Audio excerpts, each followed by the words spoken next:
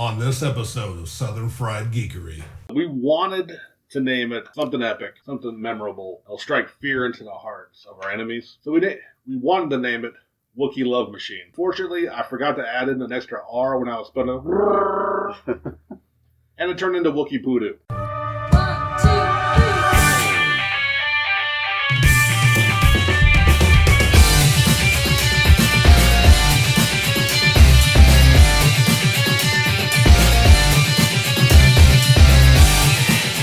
So you know how people talk about Mondays? Yes, that's your Monday. Did you just roll a 1? I just rolled a 1. Caleb rolled a 1. I just rolled a 1. If that tells you anything about how this podcast is going to go. Oh, I hope we all roll ones. Wouldn't that be great? Motherfuck a Monday. Anyway, you want to do a podcast? No. Yeah, let's podcast. Hey guys, welcome back to another episode of Southern Fried Geekery. I think this is actually episode 12. We're going to get to the point where we get to stop counting except for, landmark episodes. I'm pretty excited about that. This is Caleb, as always. And Sean. I'm Craig. This is Krognar, the half-orc barbarian. Also known as Jerry. Yeah, it's me. That was great. Thank you for that. You're welcome. Don't ever have kids. Okay. Please. Well, one of the reasons... I can't anyway, so... Long story. I lost it in the war. Anyway, go on. Right on. Get a noodle. One of the console wars. We've already... It's going downhill fast. Well, one of the reasons that Jerry brought out that really fun little intro and voice is because we've kind of got a special episode planned. And that special episode is we're going to be talking about role-playing games today for a little bit. RPGs are a huge part of nerd culture, of geek culture. It's a great way to socialize. It's a great way to get involved with your friends. There's lots of places who host game night to give kids something to do, give adults something to do. It's not just for kids. There's all kinds. There's something for everybody. So here in a little bit, that's one of the things we're going to get into. It's going to be a lot of fun. We're all, in some manner, gamers. So I'm really looking forward to these conversations. What was your favorite childhood board game? My favorite game when I was a child happened when I was bored. It took y'all a little bit. You shouldn't have given him that one. I gave it to him. Candyland. But while you're at it, if you haven't went back and listened to our last episode, episode 11, you should. We had a really good time. Lots of fun, lots of good comic talk. If you run out of things to do during your day and you find yourself sitting in front of your phone and bored, get on iTunes and leave us a review, leave us a rating. Let us know how you think we're doing. It not only gives us the ability to grade ourselves, it also lets iTunes know that people are listening to us, and it helps get our reach out a little bit. I was trying not to cough, choke, or burp or something. That was weird. So yeah, do that. You can also come and connect with us on Twitter, on Instagram, on Facebook. Our Twitter and Instagram handles are at SFG Podcast. Just type in Southern Fried Geekery Podcast on Facebook. It'll bring you right to our site. We're posting news. We're having conversations. We're yelling at trolls. We're doing whatever we want to do. It's a lot of fun. Come join us and have a good time. So since this is the RPG episode, we're going to kind of do everything RPG style. So we always have a shout-out section during our show. So let's decide who goes first by rolling initiative. I rolled a 19. I've got an 11. Wow, I got a 9. I got a 10. And as usual, I win. No, just kidding. I never win. Dice hate me. All that matters is Craig lost, so... I mean, it's fitting. So, my shout-out this week really has nothing to do with comics. It really has nothing to do with gaming. It has nothing to do with nerd culture in general. My shout-out this week goes to all the kids who got out and marched this weekend for a variety of reasons, but mostly for the changing our gun laws here in the United States that, have a lot of holes in them, and they consistently lead to kids getting murdered in their schools. Kids don't get nearly enough credit for how much courage it takes to stand up to adults, to stand up for what they think is right, and to have a voice. So if you were a kid and you got out and marched this weekend, my shout-outs to you. If you were a parent who took your kid to a march this weekend, my shout-outs to you. And if you were somebody who wasn't able to, but you completely understand what they're doing, and you didn't berate them for it, my shout-out goes to you. Can I say something about that? Yeah. No matter what your politics are on it, you should at least be proud that these kids are out exercising their First Amendment rights. And Absolutely. That's enough to be said for that. Absolutely, man. So who was next? That would be me.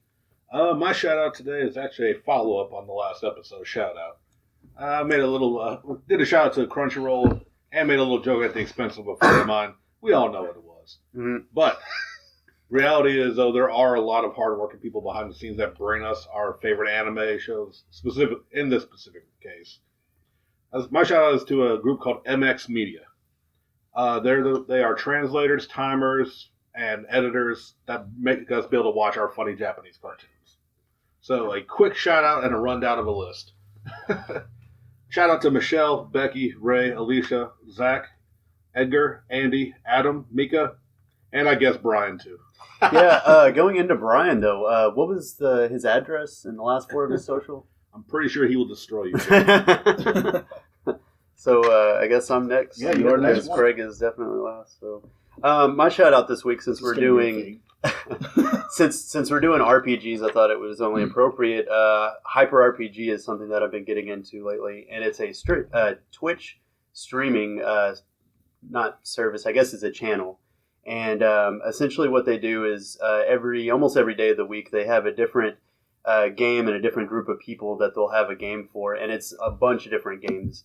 They have D&D. But I mean, the big cool ones though, they have one called Vanquished, right? And it happens in the world of Valiant, and they work alongside creators and everything. And so since they work so closely along with the Valiant universe people, their characters in this game actually show up in the comic books and everything. That's amazing. I need to read more of the Valiant stuff. I don't read a whole lot. They have Pencils and Parsecs, which is Edge of the Empire, which I'll discuss later on today. It's a Star Wars RPG.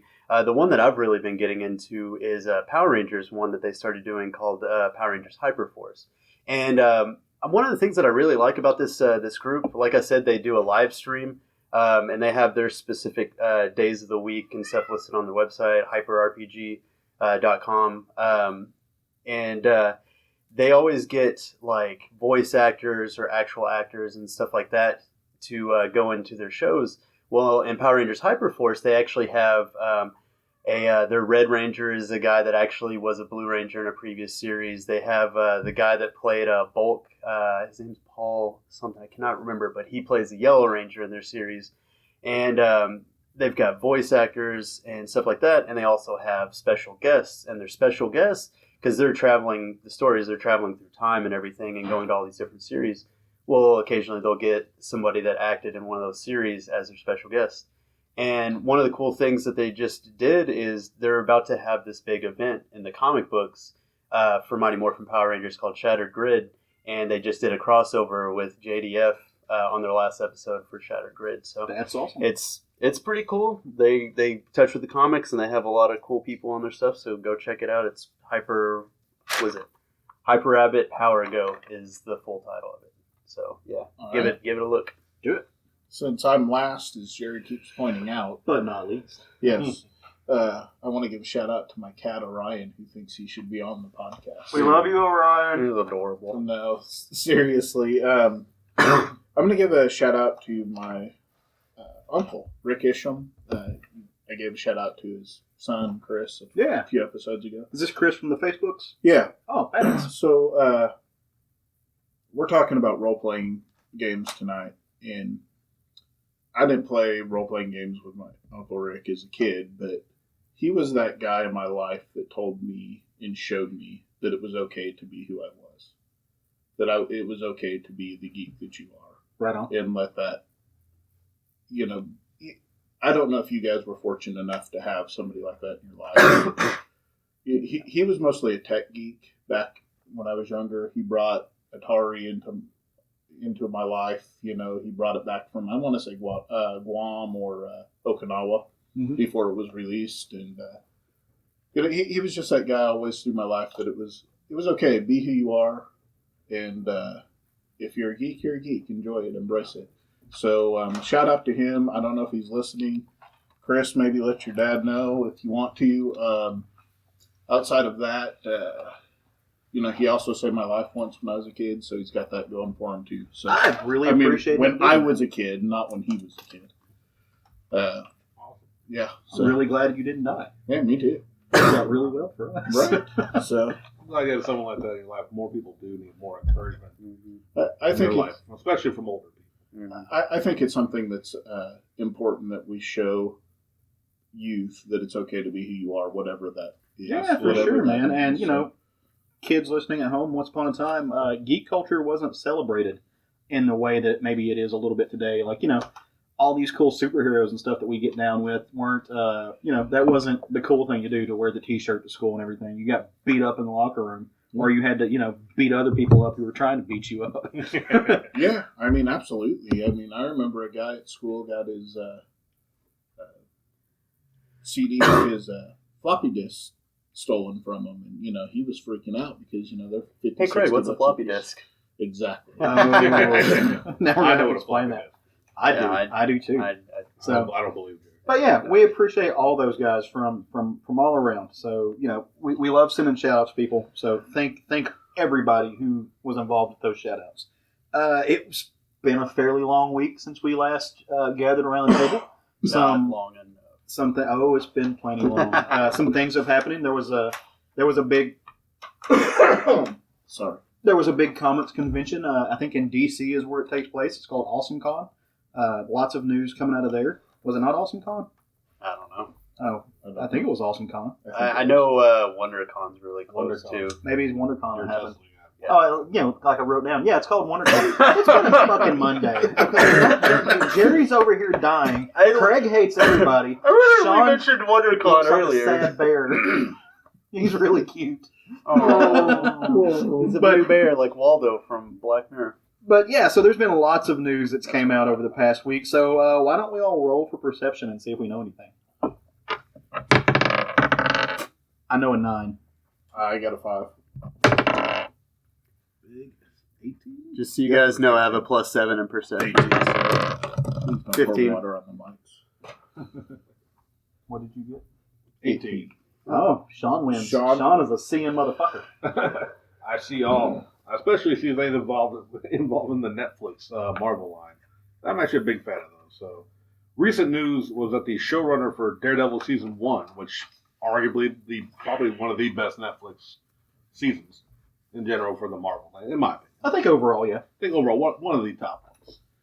Wants to do Moon Knight on Netflix. Yes. Make it happen. Now the question is, I mean, I know who Moon Knight is, especially since my good friend Caleb has explained more about his recent things.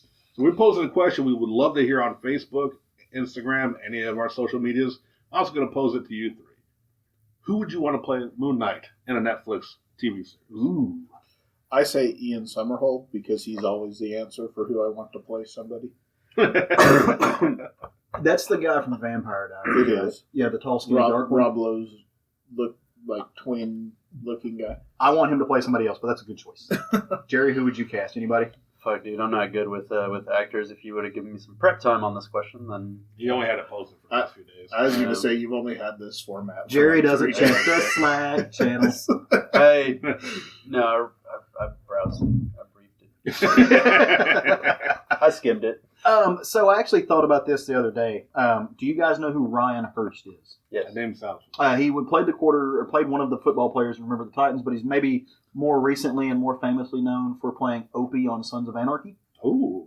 He's a bigger dude than I think maybe people think about, just as far as like his height and his He muscular. is. But I think he'd make a badass Moon Knight. I really do. I would love to see him play that character. So my thoughts on Ian Somerhalder is you want to? No, go right ahead because I'm still trying to think of mine. Oh no, I thought you were going to tell him to come on the show and kick my ass. But No, it's a Monday. It's a Monday. Fuck that. He's like, it's a Monday. Fuck that. I'd get wrecked. So my thoughts are is that one of his personalities is that he's a actor, and Ian Somerhalder looks just like an actor, He does look like and he's a good actor. he is a good actor, And and he he looks just I like want him him. to play Namor. That's who I want. Yeah, well, Who you got, Sean? And if you don't know their real name, like if you just know like their character name, Right. don't No, totally throw I that got out. it. It would be very impressive at this point of his career if Netflix could nail this guy down. But after watching Split, Oh, James McAvoy. yeah. Oh, That's interesting. I think James McAvoy is a good choice for any. Yeah. I know he's schizophrenic, and he played a damn good schizophrenic in Split, so I'm going to throw out McAvoy. I love So, yeah. McAvoy. I would be on board with that. I did not think he's not somebody that I typically would think about. And judging from the little bit I've seen of Moon Knight, especially now in his current like business suit, Yeah. 3-piece suit look, seems like a smaller guy than I remember him in the '90s when he was White Batman. Well, everybody's all the superheroes are smaller now. than Right, they so were. I he's mean, on like- a low carb diet. Right. So I put McAvoy under the basket. It's a good call. That is a very good call. Just think of anybody, Jerry? James McAvoy. James McAvoy? Don't ask me That where is I came up a with great this, idea. but- Holy crap. All right, Jerry. Well, you're next on the list. So everybody knows that I'm a big fan of Realm, and it's actually kind of topical because our episode's about RPGs. Yeah. They are actually this week releasing the first trade paperback, first volume of the trade paperback, and the hardcover for the Realm, and they actually have a special edition hardcover for the Realm. If you don't know, it's post-apocalyptic fantasy, essentially, is what the story is about, to go into it lightly. But one of the cool things while they were releasing the issue, Jeremy Hahn knows a local group called We Like Bees. Yep. And they did a track for every issue of the comic. So for the hardcover, one of the special things that they're doing is they're releasing a digital code. Yeah, they're giving a digital code, and the first 100 people get it free. Everybody else has to buy it. Yeah, and it has those 5 tracks that you can get. But also today he announced something new on it. And what was that about the ticket? So it's an Obsidian ticket, Yeah. and as soon as I saw it, I started singing "I Got a Golden Ticket" from Willy Wonka. But yeah, basically, if you get there's 2 of these books, they have a ticket inserted in it, and if you get one of the tickets, you get a bunch of original art from the first story arc, and some other cool stuff that they've done, probably a T-shirt or the pins. They've done some enamel pins. They're really doing a lot of merch for this book because it's really. It's a really cool book. It's an amazing book. And I have original art by Jeremy Hahn. Totally worth it. Why don't you tell people 100% worth I mean, it's kind of like Yeah, you said. I guess so. First off, I'm number one impressed, amazed, and kind of scared that you correctly used the term topical earlier. Yeah. So kudos for that. But I have my moments, sir. but why don't you tell the folks what your original Jeremy Hahn art is? So we actually, which I'm sure we'll get into here in a minute, just got done playing our first season of our Pathfinder campaign, and my character in that was a tiefling alchemist who later spec'd into being a gunslinger. And I don't know, I like the character so much, I got Jeremy Hahn to sketch him for me. That's badass. Yeah. One of the other things about that hardcover I didn't even mention, but the cover that's on it is actually from a blank variant that he did for conventions only that he would sell. And it's reminiscent of old D&D. Yeah. It's a beautiful cover. the rule books and I everything. believe it was the advanced Dungeons and Yeah, Dragons. it was the Yeah. advanced. Rule book. Yeah. So it's stylized Awesome. after that, and it just looks great. You guys should be on the lookout for it and definitely pick those up. And they're actually about to be I think they're going to be at WonderCon. Yeah. Having those, or No. no, C2E2. Yeah, he's going to be Yeah, at C2. because you guys are going to be up there. We are going to be up We there. are totally. That's why I tagged you guys. totally I was like, getting my I got to C2 throw money my- at you guys. Yeah. I'm excited, man. We leave in a little over a week. So one thing I want to add to that real quick is when he originally posted that, I don't know, I know you guys probably follow him on Facebook as Mhm. well, but I made a comment on there that wouldn't it be cool if the beauty virus, because he writes a book called The Beauty, where people they're actively seeking this STD. That makes them pretty. It makes them pretty, but they die sooner, but they'll give up their life for being pretty for a few years. So I said, what if the beauty virus is what led to the realm apocalypse? And he just liked it. So just speculation. I'm right. Either's like, oh, that's a dumb idea, but here's a like just because I Yeah. pity you. Or it's like, hey, Or Craig's about you're to get a onto something. producer credit in the comments. That is okay. Well, because I'm only semi-perceptive, it's my turn to see what I see. And what I see this week is news saying that the Birds of Prey book is coming to an end, which is kind of sad because I picked up the first trade for this series, and it's really good. Some really good characters. But the writers, who are 2 sisters that also write for television, Julie and Shauna Benson, they're moving over to the Green Arrow book with amazing artist, Javier Fernandez. And they're going to hit that book hard starting in August with Green Arrow number 43. So Green Arrow, I'm kind of okay with the restart. Or not a restart, but a new creative team coming on. It's been really good. I've liked what they've done with Green Arrow. But I think it's at that point where it's time for new ideas to come into it. So I'm really kind of excited for this. I'm not real familiar with this team, but I'm excited for this. Julie and Shauna Benson are good writers, and they're fun people. They're just generally fun people. I've listened to some other stuff where they've come on, and they're very intelligent. They know their stuff. They've been reading comic books longer than I think half the world. And they're cool sisters, and that's got to be a cool project to do with your siblings or your friends, is to co-write some funny books. Yeah, absolutely. Yeah. Craig, what do you see, you half-blind bastard? Since I'm, last again, as per Jerry's comment. Craig's character's only got one eye. Yeah, pretty much. So That's the theme of this episode. Craig goes last. right? Just remember, I'm your DM, Jerry. Okay. Yeah, right? So, Don't scare me. Justice League is getting its own imprint at DC. During the Meet the Publishers panel at WonderCon, DC bigwigs announced the new Justice imprint, which will include 3 new Justice League titles, Teen Titans, Hawkman, and a few other books. Is DC doing everything as an imprint these days? I think so. Like, I don't know if they're actually moving everything to their own imprint, which means their own world inside the larger umbrella, or if maybe they're doing that whole thing where they're using that word but they don't really know what it means. So when I read the article, I kind of got more of a feeling that it was not necessarily an imprint. Again, like maybe they were using the wrong word, and more of like a banner, like the New 52 banner or the Rebirth banner. I think they're going to do a Justice League banner that's any book that's tied into Justice League will have that on it. I don't think it's going to be its own imprint outside of continuity or its own thing. And that's what I was getting at, is like, I got that same vibe. I don't know if that's the right word for it, because DC does have a lot of other imprints right now. They've got the Wildstorm imprint. Right. They've got the Hanna-Barbera imprint. They've got the Looney Tunes imprint. They're fixing to have the Bendis imprint. Vertigo's always been a thing. Vertigo is their own thing, which, is on and off. I feel like I'm missing probably two or three of them, because there's a ton. There's a ton of imprints. Yeah. And I just don't know if... What's the point, kind of? Well, I could kind of see it if you... Okay, so let's say you're a Marvel guy, but you want to read just the Justice League stuff. It would be real easy if you walked over to the wall at your local comic book store and could see anything that said New Justice on it and know that it was going to be tied into Justice League. So that might be a good reason to do it. So, they're smarter than I am, so I'll let them figure it out, and I'll just keep buying their really good books. Hey, that's a good way to be. Now, one of the books on there is going to be Justice League is relaunching after they get done with their event with Snyder, Chung, and Jimenez will be the creators on the main Justice League title. I'm really, really excited about part of that. Now, we've talked about this before, and Scott Snyder is kind of hit and miss for me. I know everybody really, really likes him.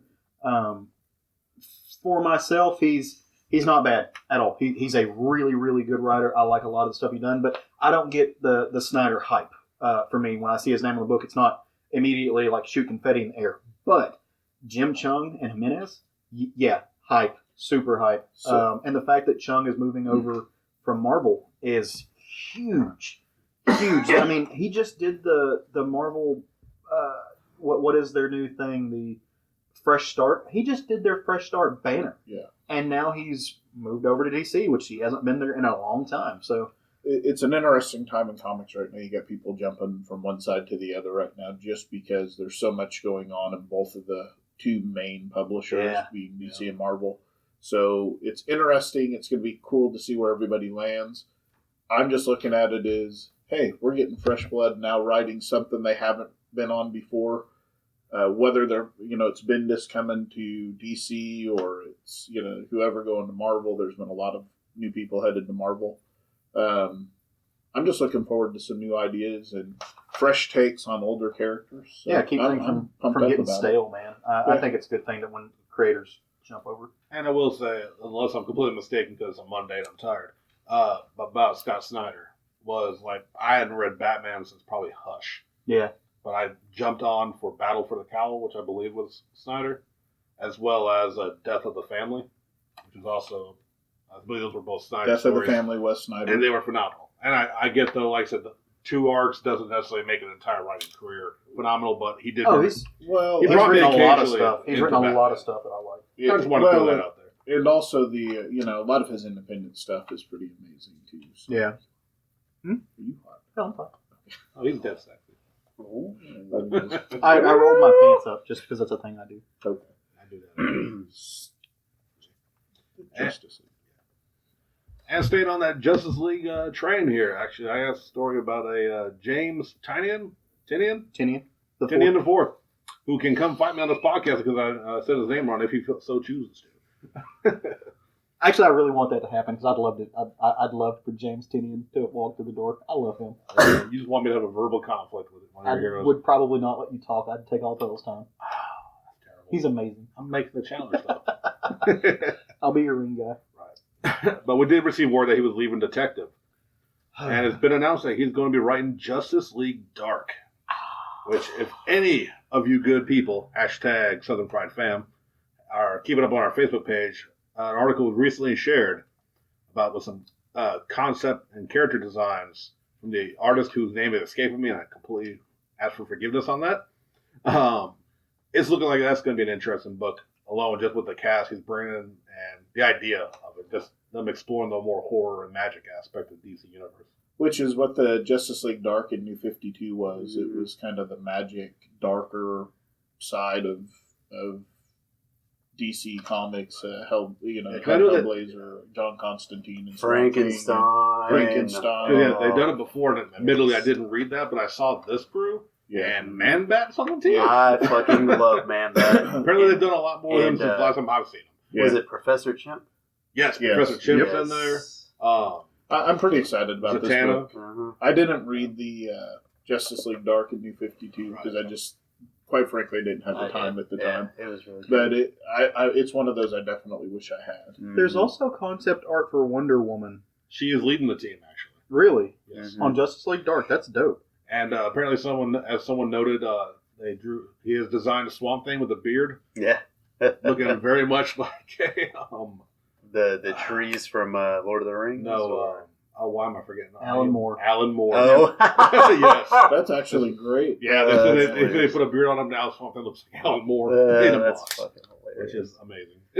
Honestly, I'm at least check out the first issue. I love the idea of it Like because idea. it seems like a place that they want to just throw their weird and quirky characters. I mean, and it's I'm the, so down. And just, I don't know, I probably have missed a lot of story arcs because I just don't really broaden my horizons as much as I should. Yeah. Like the New Mutants book that I talked about on the last episode was about exploring the horror side, and that's also what appeals to me about the Justice League Dark. I need to probably go back and check out the New 52 one too. That's what they did in New 52 one, and they even brought in Etrigan at one point too. Right. And Dead I was going to say there's Right. Deadman. There's a lot of dark characters. I don't know, Creeper. We can Who? throw him in the team. Nobody likes Creeper but you. Jerry really does like Creeper though. He I don't really even does, know that I really. know anything about Creeper. Oh, It's well. just funny. If you like Creeper, support Jerry on the Facebook page. I feel like if we were ever casting ourselves as comic book characters, everybody always like, I'd be Batman, I'd be Superman, I'd be Captain America. I feel like I'd be Professor Chimp. Like, just kind of angry and drunk all the time. I've said it from the get-go, man. Solomon Grundy right here. I'd be the dude from Six Pack. Have you seen? Or Section 8, whatever it is. You know, y'all know what I'm talking the about? six-pack and dog welder. Yeah. I thought that was Matt though. All this time. No. Max Kevin Smith, he just doesn't know it. Oh. That's funny. Shots fired. Wow. Well, Jerry, as you're peeking through the bushes of the news, what do you see? I've been talking about Thanos a lot lately. I Yeah. really like that series. Spoilers for my book of the week, but Jim Starlin and Alan Davis are apparently back on speaking terms with Marvel because they're coming back to complete their original graphic novel series featuring Thanos and the Infinity Conflict. And they've got a lot of original graphic novels for Thanos. And I haven't looked too much into this one. I'm assuming that it's just part of the series, that the overarching So storyline. the thing about this one is there's some controversy with it because the book that you're currently reading, they felt Jim Starlin felt like the publishers had at DC, whoever that is, I'm not going to say any names or whatever, but they felt like they had given the story idea, and then they took that story idea and gave it to Jeff Lemire to write. And now Jeff Lemire says it absolutely didn't happen. So, in the Donny Cates stuff that's going on now as well, but both Jeff Lemire and Donny Cates say it didn't happen, and it's just an actual coincidence. Because it's not the same story. The concept is the same.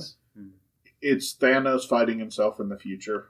So, sort of Christ, if it's going to be some storyline of him losing his power, it's like, dude, give a comic book a 50-issue run, and they're going to hit that at some point of taking away a superhero's power or a supervillain. I don't know how big of a controversy it really is, as much as Jim Starlin just kind of getting his feelings hurt over. Yeah, I think that's a lot of it. And so here's a little bit of the thing on that.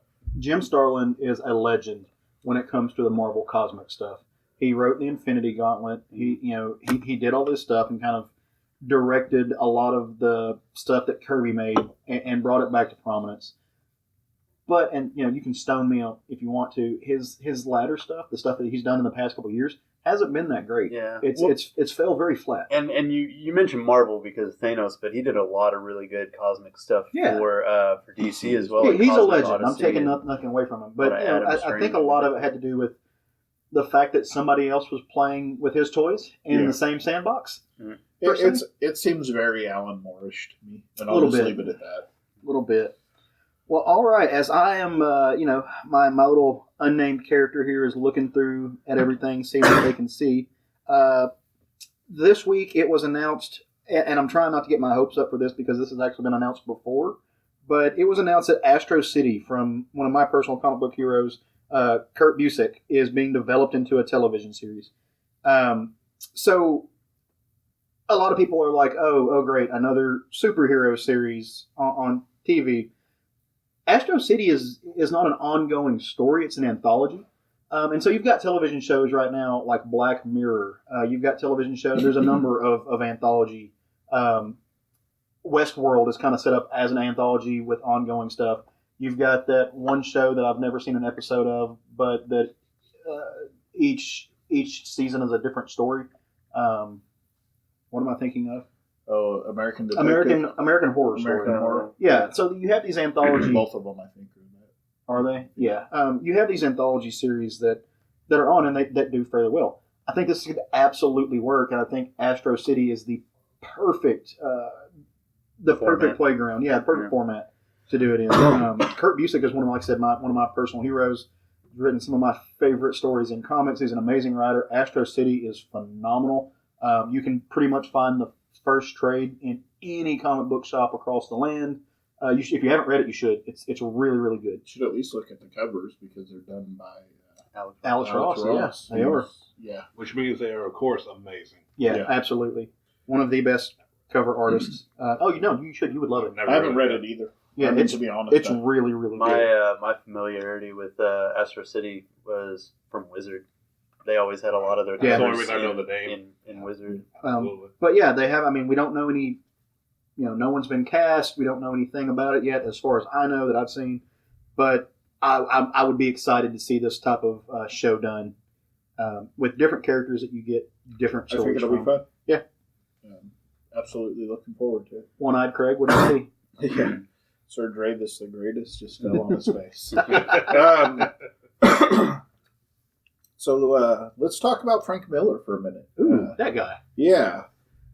For those of you that don't know who Frank Miller is, he did Sin City and 300 and some other great graphic novels. Dark Knight Returns. Yeah, I mean, you know his work even if you don't know who he is. It's been announced that he's going to be doing 5 new projects for DC. Superman Year One, a Carrie Kelly OGN with art by Ben Caldwell. And so far it's only been announced that he's writing these stories, but there are 3 stories that haven't been announced yet. And, the question is he going to draw or not? Or maybe should he draw? My personal opinion with Frank Miller is when he does his own stuff, his drawing style absolutely fits his own writing. So his drawing style for Sin City is perfect. His drawing style for DC characters just needs to stop. We would also be. I mean, like the Dark Knight Returns, they accept the artwork because, especially at that time, that type of a Batman story was never told. Yeah. So the grittier, his very gritty style is acceptable. But then when you see, like, I agree with you 100%. You see it is what I've said before about how not every artist is cut out for every story. Yeah. So. I mean, and that's not a knock on Frank Miller's art because it's perfect for his own stuff. I don't personally care for his style for the DC characters. Those mini comics that they did in Dark Knight 3 that he did the art on, or at least the cover art on. Right. They weren't good. I'm trying to be nice. I'll say it. They were garbage. But yeah, I think I sent you a picture of Batgirl. Yeah, you did. And she looked. Troll would be the best way I can. There were lines left unconnected. Yeah. There were facial features which weren't symmetrical. It was just really bad. Which, again, so talking about being nice and not trashing somebody. Frank Miller was sick for a really, really long time. He got, it turns out there's only so much cocaine you can do before your body trashes you, which is a thing. It's kind of a well-known thing. It just is a thing that happens. Craig's over here cracking up. We got our podcast and saying Frank Miller. Oh, Frank Miller's gone on podcasts and said he does a lot of cocaine. All right, as long as it's out there. I just don't want us to be the ones. Oh, no, it's a thing. Yeah, it's a yeah. Well, he can always come on the podcast and yell at us. I was going to say, he's too old to come kick our ass. But he can come yell at us. He's not that old. He really is. No, he's not that old. He just looks like it. Because, he's... Cocaine's a hell of a drug. Yeah, dude. But in all seriousness, he did have some health problems that may have had nothing to do with that. But he was a party monster back in the day. Gotcha. Okay.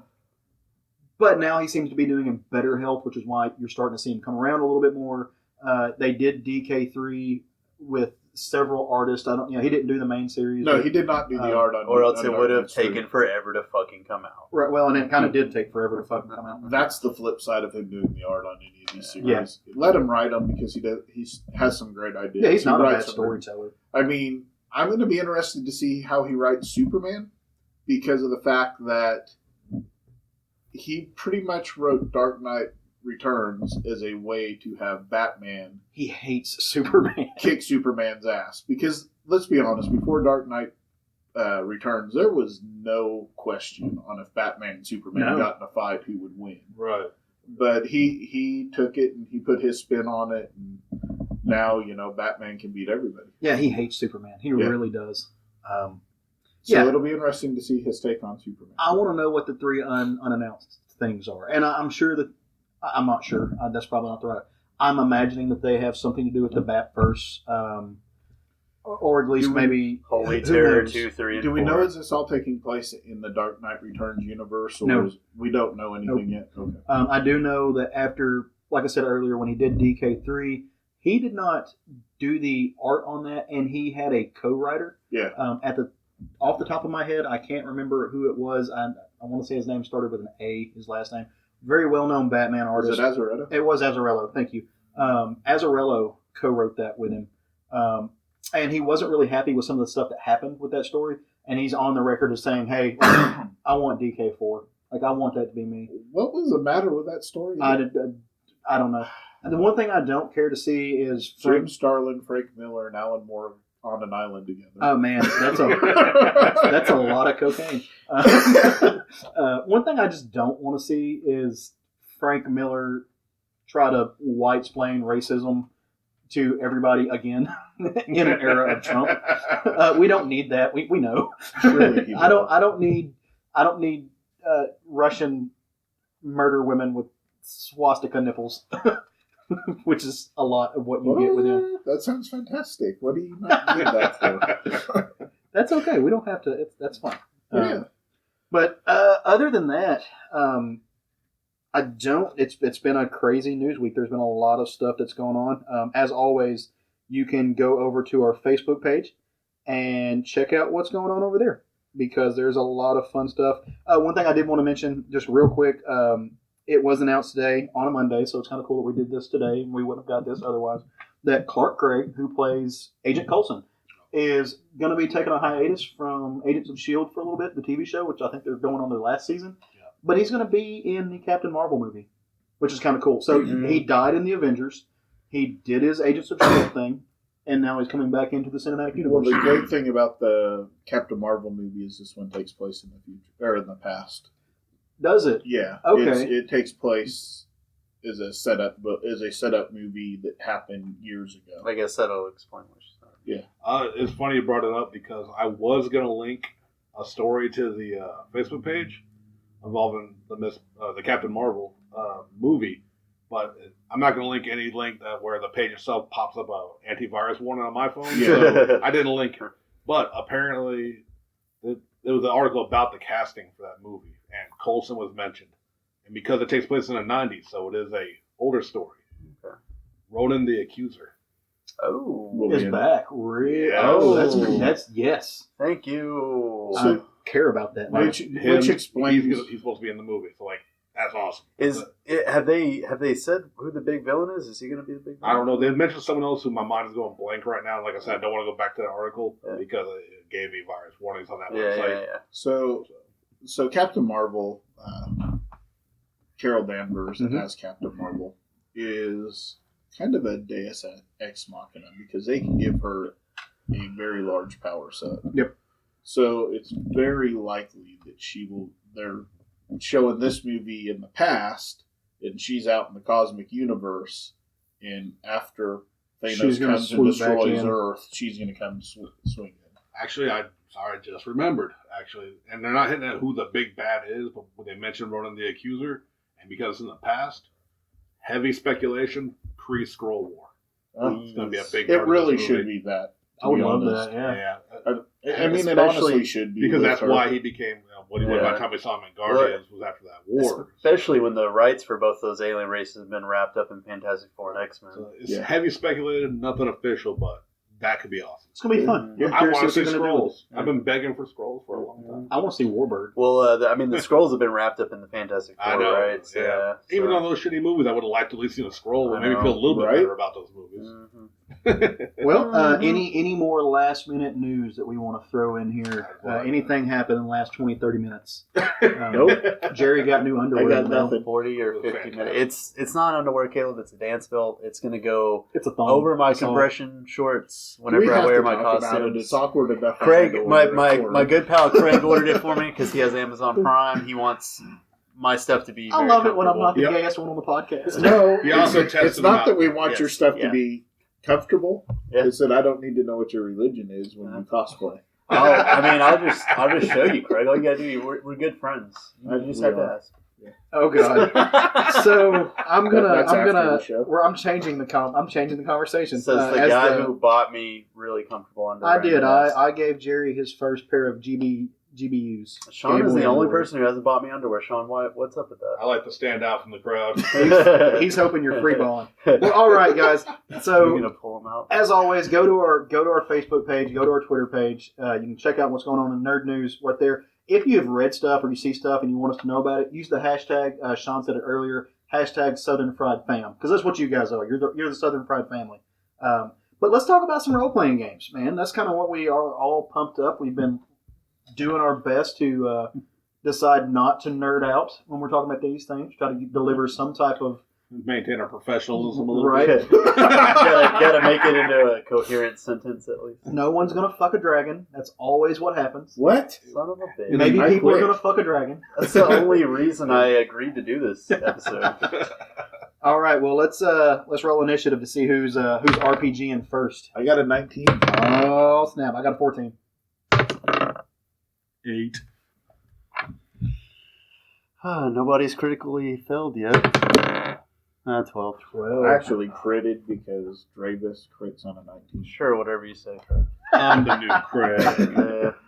Sean goes last. All right, so I actually got initiative on this one. Who's not going last this time, Jerry?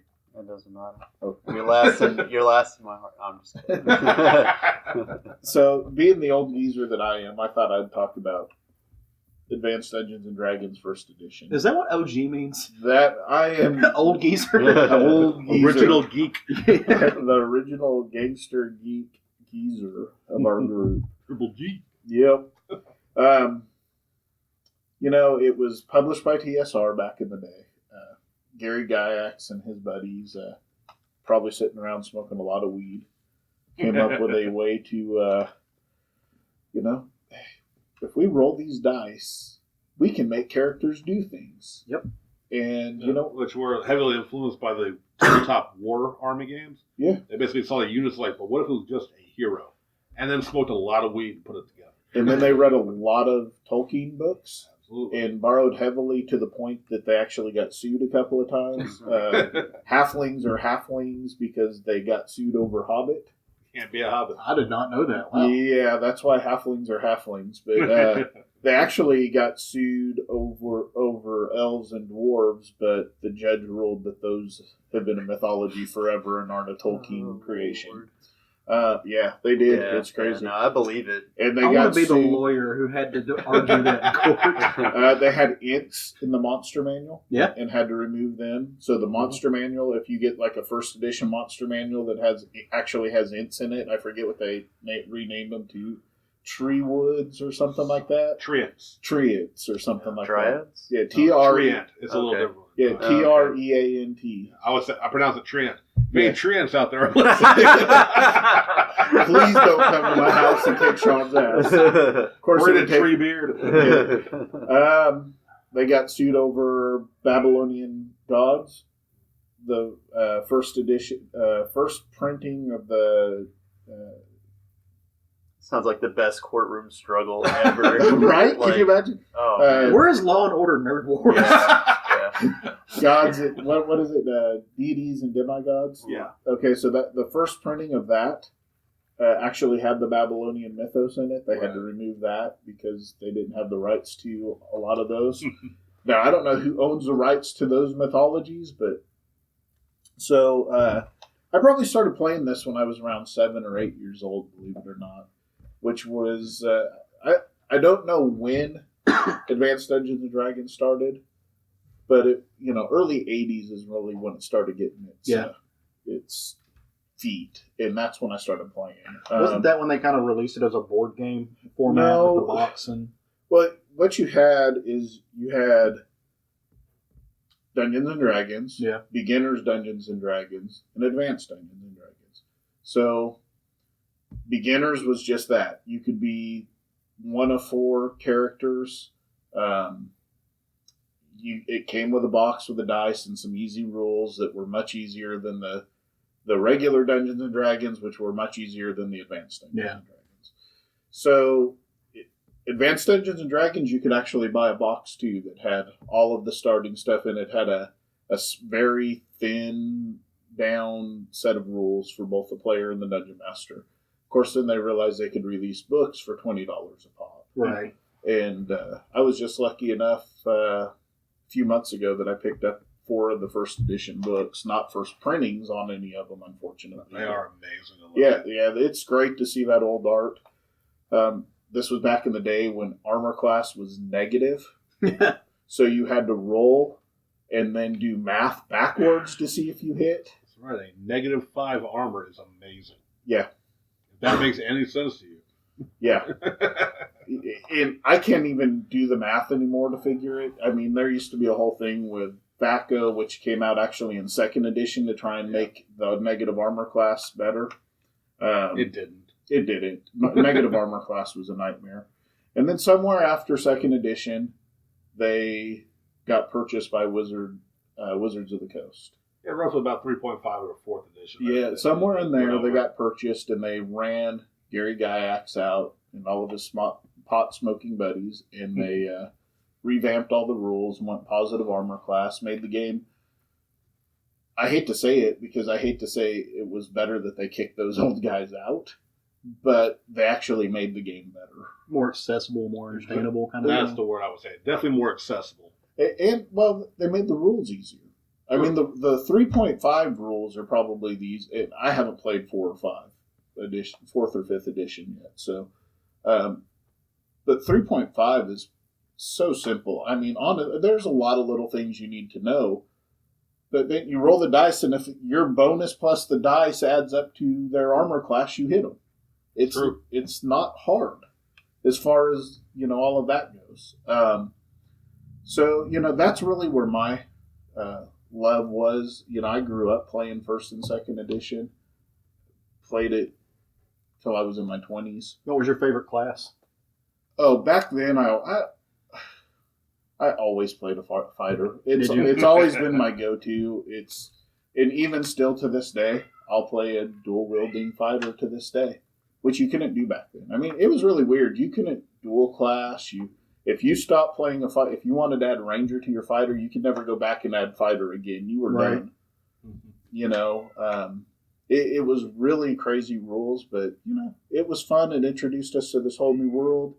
We got accused of worshiping devils, and Tom Hanks made movies about us. It inspired a generation of badass motherfuckers painting their vans up, and that was rad. Yeah. With some shag carpets and some dragons and some wizards. There was that, and wizard-shaped moms and Volvo driving soccer moms And Led Zeppelin. and Led Zeppelin, and I mean but we also did other things. My brother and his buddy, I think I might have talked about this before, but my brother and his buddy John, and I want to say his buddy was Doug. They sat around and they were really into Vietnam. Yeah, they made their own rule set for Dungeons and Dragons, except you were in Vietnam. You could be a machine gunner, or you could be a tunneler. You could be a heavy armsman. They had all these different classes that you could be, and then they sat there and drew up rules for all of this. What I mean, the only difference between that and Gary Gygax is he went and got it published. Yeah. Well, and they actually have systems now where you can do that. Yeah. But this was just a couple of punk rockers sitting around in their mom's basement, essentially. I mean, we didn't have a basement, but sitting around in their mom's basement and made up new. And we played the hell out of that war game. Yeah, man. So really it was any role-playing game we could come up with or play but it usually went back to Dungeons and Dragons. Yeah, man, that was the first. Yeah. Like you said, it's the OG. Being the old guy, of course, I got to go there. So. OG RPG. Yeah. I guess it was kind of great that you went first then. Yeah. True. Kicking us off right. Well, I think I'm actually next on the list to go after we rolled initiative. So I'm going to take us out of the world of Middle Earth, away from the dragons, away from the knights, and I'm going to dump us into a world of darkness. I want to talk about a game called Vampire the Masquerade.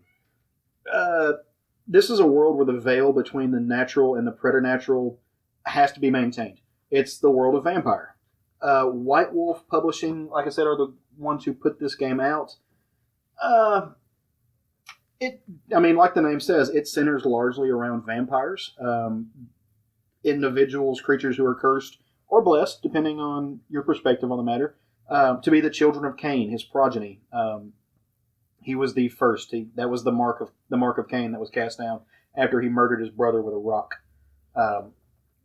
There, throughout the years, 13 tribes split open and descended from Cain to stalk the night and to thrive off the vitae, or the blood, of humans. And just kind of walk through the ages of history as undying masterminds controlling the world, growing ever stronger as I got older. In this world, Unlife has a set purpose, for at least most characters. Continued existence, earning status and power, maintaining or destroying the Masquerade, depending on what side of that you land on. And the Masquerade, like I said, is the protective veil of secrecy that keeps the bulk of humanity from knowing that vampires are anything more than fantasy and folklore. This secrecy allows vampires to maintain their position of supremacy throughout the world. And, of course, in order to maintain that structure, vampire culture had to create a set of hierarchies, political systems called kingdoms. And so basically these kingdoms are set up as cities. And so you'll have kings of the city and rulers who come in here and set everything up. And they establish kind of some rules and some law and order, which the vampires who are in this world have to abide by, or face final death, which is, actual death, and they don't come back. This political structure is known as the Camarilla in the game. I may not be pronouncing that right, so by all means, don't bring your vampire government to murder me. That actually I'll sounds make right. you fight Sean. The Camarilla is a collection of 7 tribes dedicated to holding off Gehenna, which is the vampire apocalypse. That's when all the old, badass, really scary vampires come up, like the first and second generations, and basically just crack the earth in half. Kind of like Ragnarok, in a little bit. They're dedicated to keeping humans underfoot. That's their food source, and positioning themselves to rule the world behind the scenes. They're, like I said, they're made up of, I think, 7 clans. The Bruja, which are former philosopher kings. Back in the day, they were like your Greek thinkers, but now they're bikers and street gangs and anarchists. They're kind of the wayward children. The Gangrail are feral, animalistic vampires. I know Sean will know some of this stuff because they have a wrestling tie-in from years ago. Oh. They are. He already brought it up. Yeah, we were talking. Yeah. They're not unlike werewolves in their existence. They're very feral, very animalistic. Malkavians, who are kind of my favorite ones to play. These vampires are just insane, and I don't mean that by any other way except for what it means. They are insane. They're knucking futs. Their madness is a power set, so they're hanging out in the psych wards, and they're people you see on the street talking to people who aren't there at night. And they're also some of the scariest mental characters, and they've got a ton of abilities that go with that. The Nosferatu, who, like their namesake, like the movies and stuff, they're horribly disfigured. They're doomed to the shadows. They live most of their lives down in the sewers. They're kind of looked down on, but they're the purveyors of secrets. So, in the city, in the game, as you're going through the game, you need to know some stuff, you need information. You go to the Nosferatu because they know everything. The Toreador, who are artists and bohemians, they are the ones who cultivate beauty and try to find that in their unlife that gives them purpose. The Tremere, who are blood musicians. Actually, these guys are really cool because they weren't members of the original tribe.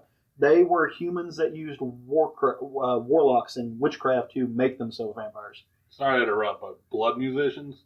Blood magicians. Magician. I think it said blood musician. That's metal as fuck. No, those would be the blood musicians would be the Toreador. Right. Yeah. Okay, sorry. Who can be metal as fuck. Now, this version of it, did you do pen and paper or LARP? We did pen and paper, but you can LARP. I actually, whenever I was a lot younger, before I got into D&D or role-playing or anything, I had some friends that did LARPing. And so LARPing is live-action role-playing. That's where you get together out in a public space and you do it. Like you act out the parts. It's kind of like being on stage. But the last clan of this group were the Ventru. They're preternatural politicians, natural leaders, kind of rich assholes, and just generally douchebags. They're the ones who are in charge most of the time. They're not as... I don't think they're very fun to play. Of course, not all vampire Are they all clans. named Trump? They could be. They should be. That would make a lot of sense. Not all the vampire clans are satisfied to lurk in the shadows. Some of them just want to destroy the world. If the Joker was a vampire, he would go into this clan. He just wants to watch the world burn. The kind of the yin to the Camarilla's yang is the Sabbat. These guys they're a loose confederacy of vampires. They just, like I said, they want to see the world bathed in blood, and they are some nasty, nasty dudes. They're made up of 2 main clans, the Lasombra, who are shadow weavers and shadow crafters. I know you guys were into like Avatar: The Last Airbender, so if you think of airbenders but with shadows and more vampire-y, that's what these guys were. They can literally move. They make shadow into tangible stuff, and they can choke you with it. They can use it to hide themselves, to do whatever. They can walk through shadow. They're creepy and weird. And then you have the Shamaze, who are former Eastern European tyrants who are now flesh crafters. So where these guys came from, we all know Dracula. We all know that. In real life, Dracula was an actual guy named Vlad the Impaler, who, in order to save his kingdom from like hordes of enemies that were trying to ransack it, took some of his citizens and just kind of impaled them on stakes and stuck things out of them on all weird directions to scare them out. So that's what these guys do. These guys flesh their craft, or they craft their flesh, into this weird animalistic nastiness. It's creepy. They're ugly. You get like a negative in beauty, all kinds of stuff. Fleshing your craft would be a completely different game. That would be a way different game. Based on Ed Gein. Can we please play that? I'm going to make a lamp out of you. Oh, why is there a serial killer RPG? That needs to happen. There should be. If you have a serial Let's killer make RPG, come talk to us. we want to play. Then you've also got independent clans who they exist in between. They have their own agendas. They're kind of fun to play too because you're not beholden to any ideology.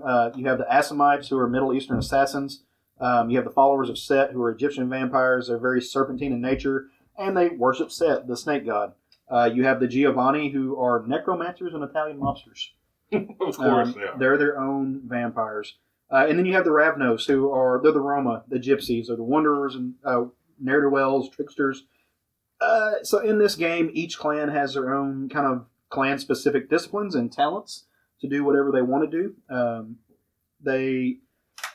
Jerry stole my book. Oh, yeah, here you go. I would like it back so I can say things. Each clan has their own set of kind of clan-specific disciplines and talents. They're the kind of powers. So I know in D&D, elves have things that only elves can do and stuff like that. So it's not different in this. So opening up to like the Malkavians, they have Auspex, Dementation, and Obfuscate. And basically those are vampire powers that they have that other clans don't have access to. Or if they do, it's because they've taken it on. The Lasombra, like I said, they have their own things like Dominate, Tenebration, and Potence, which allow them to overcome and to just destroy all things. Those guys are wicked to play, man.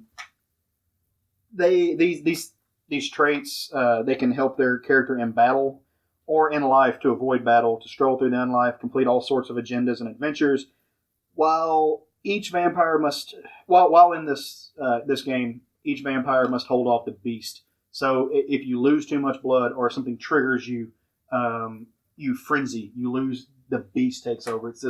It talks about it being this little monster that sits in the pit of every vampire's stomach that is constantly telling them, hey, just lose control. And sometimes they do, and that's when the beast comes over. When you're a teenager, you call that hormones. Yeah, pretty much. It turns you into a hunger-driven, amoral, frenzy beast that... Hormones. Yeah, can't be stopped. It's instinct-driven mindlessness, like teenagers. How you want to run your character is completely up to you and your storyteller, that's what they call DMs in this world. The games can be hyper-violent if you want them to be, or they can, action-packed, or they can be cerebral, very political, or both.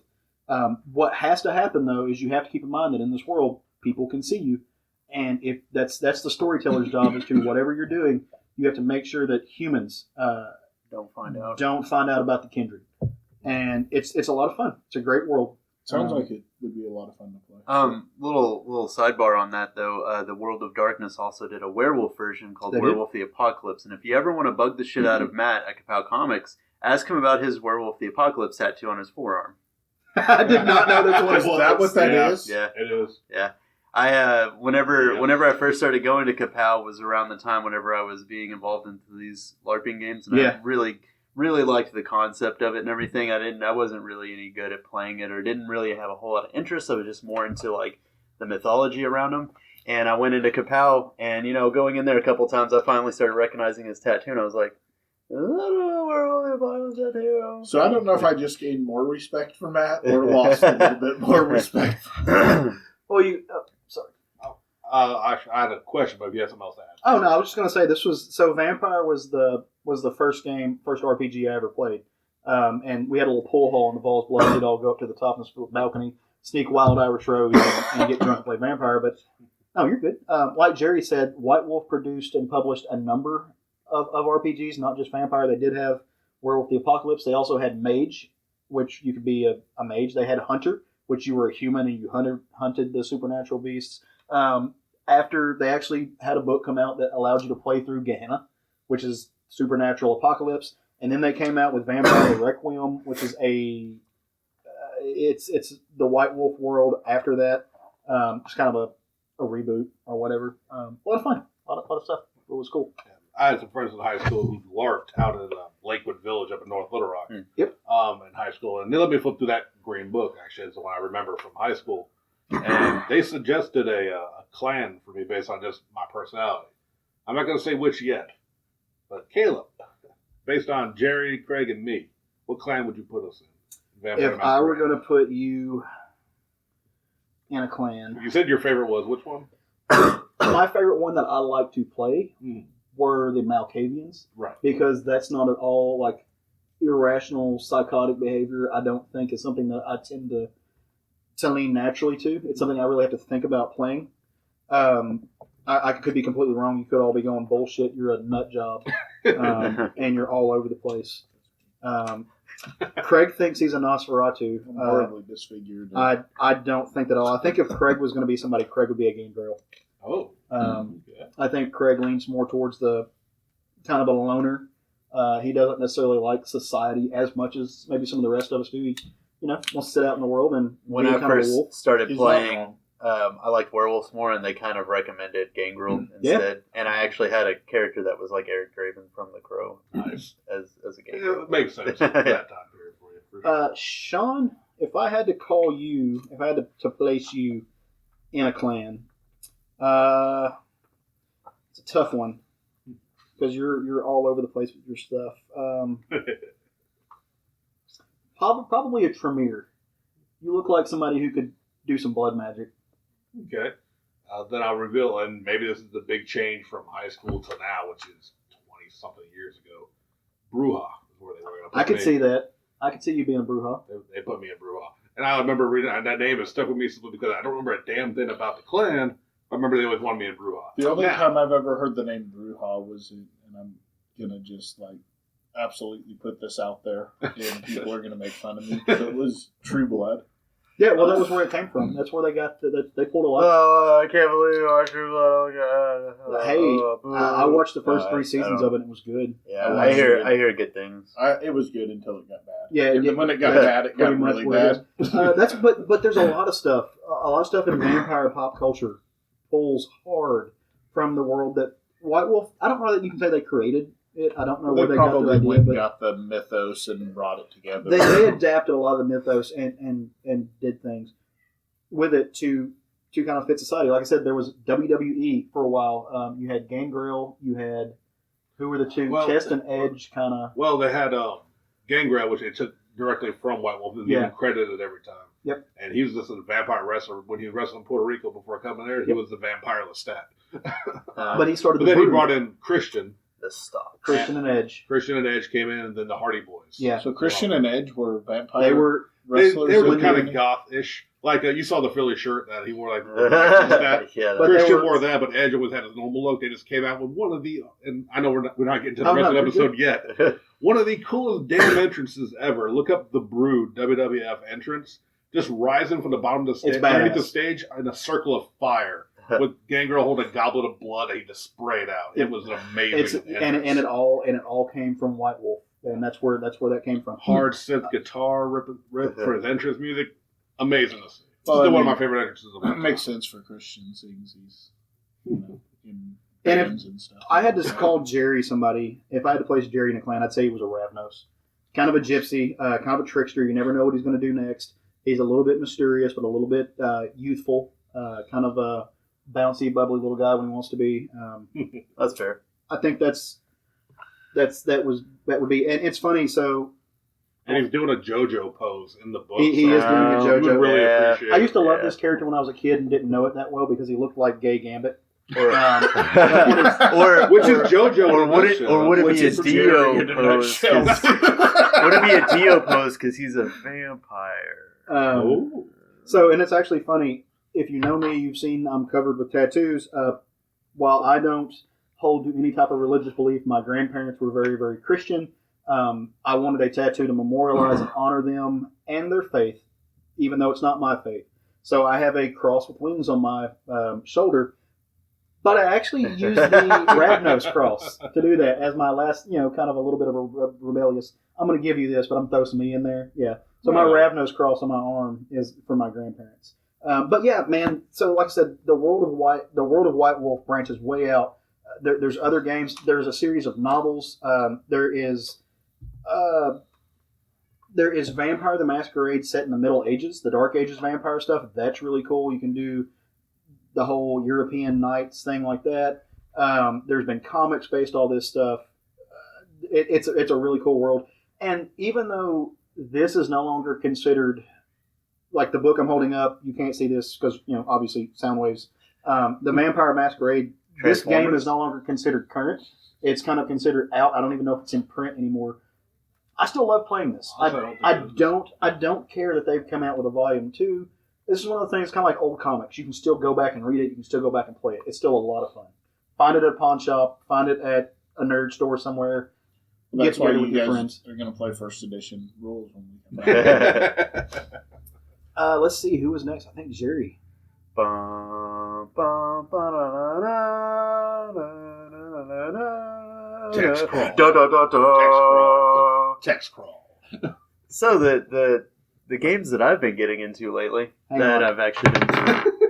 You No. see a moon show up in your orbit. That's no moon. I have actually Yes, been. it is. Oh God! Sit down. Put that away. I have actually been getting into the Fantasy Flight game series, and Craig and Sean actually play with us. They are Star Wars games. Yeah, we've had like 3 games. Whatever. I wasn't so invited to play this game. it's kind of cool because they have 3 different games with the same system. They have Force of Destiny, which is Jedi and Jedi themed like missions and stuff like that you go on, a lot of force powers and stuff like that. They have Age of Rebellion, which takes place in the actual rebellion. I think all of them are based after Episode 4, so after the Death Star blows up. And then the one we are playing is Edge of the Empire, which takes place out in the Outer Rim and just kind of deals with all the scum of the universe and everything. And they kind of want you to do more of like a Guardians of the Galaxy type thing where you're just trying to get by in the universe. And it's been a lot of fun. They leave you a lot of room for creativity. And the dice system is actually a lot different. Instead of having the numbers, they have symbols. And you have a dice pool that you pull depending on what your character's skill is. And then I'll come up with a difficulty for it. And they actually have a list of like, what your difficulty should be. Or if they could even wager like, oh, well, my character has this going on right now, so they should get a bonus die or something. Or I could be like, oh, well, remember that last thing that happened to you, so you get a negative die added onto this, like something that's inhibiting you or something. Like the black die that I add. You get Twi'lek bonuses? I mean, and that's one of the really cool things that I love about it is Except we don't call them bonuses.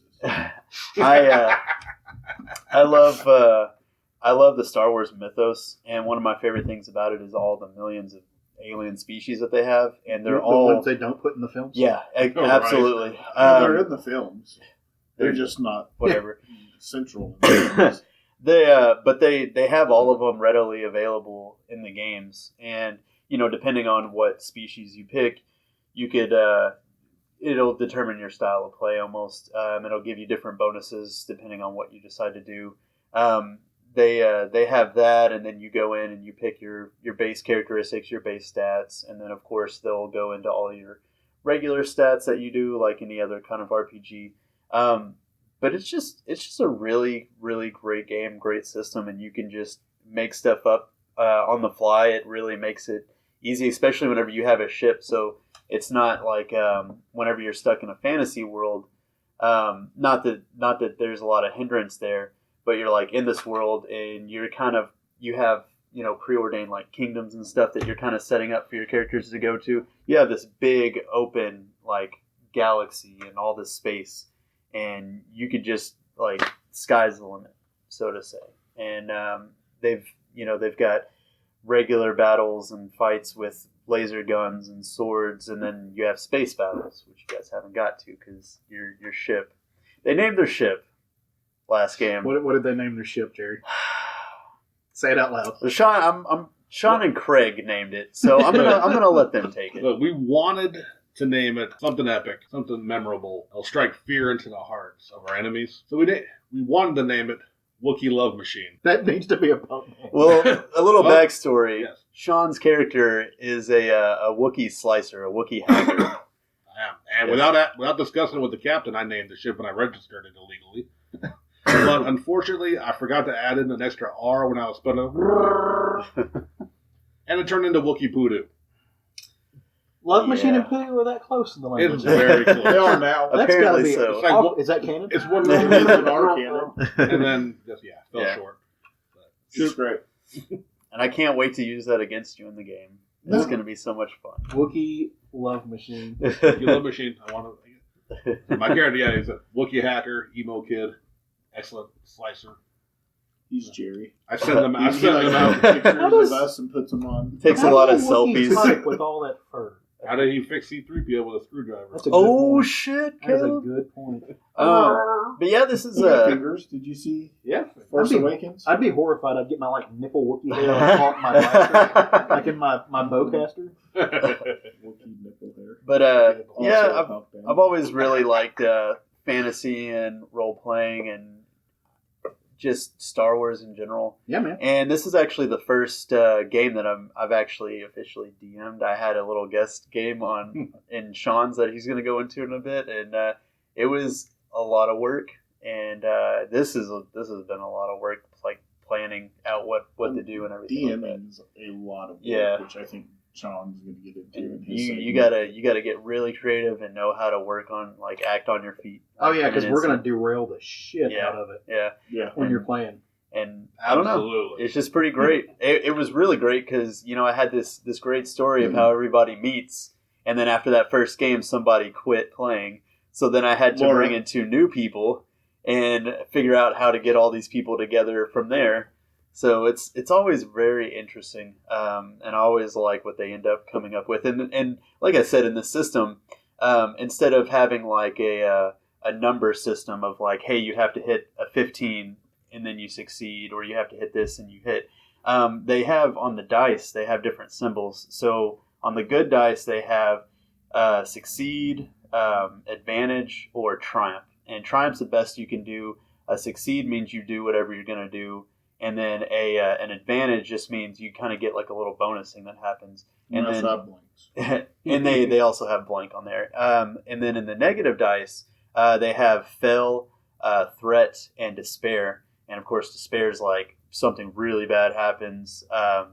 Opposite of threat. Or Yeah, opposite of Triumph. triumph. And so basically how it works is you build your dice pool, you roll it all together, and they cancel each other out.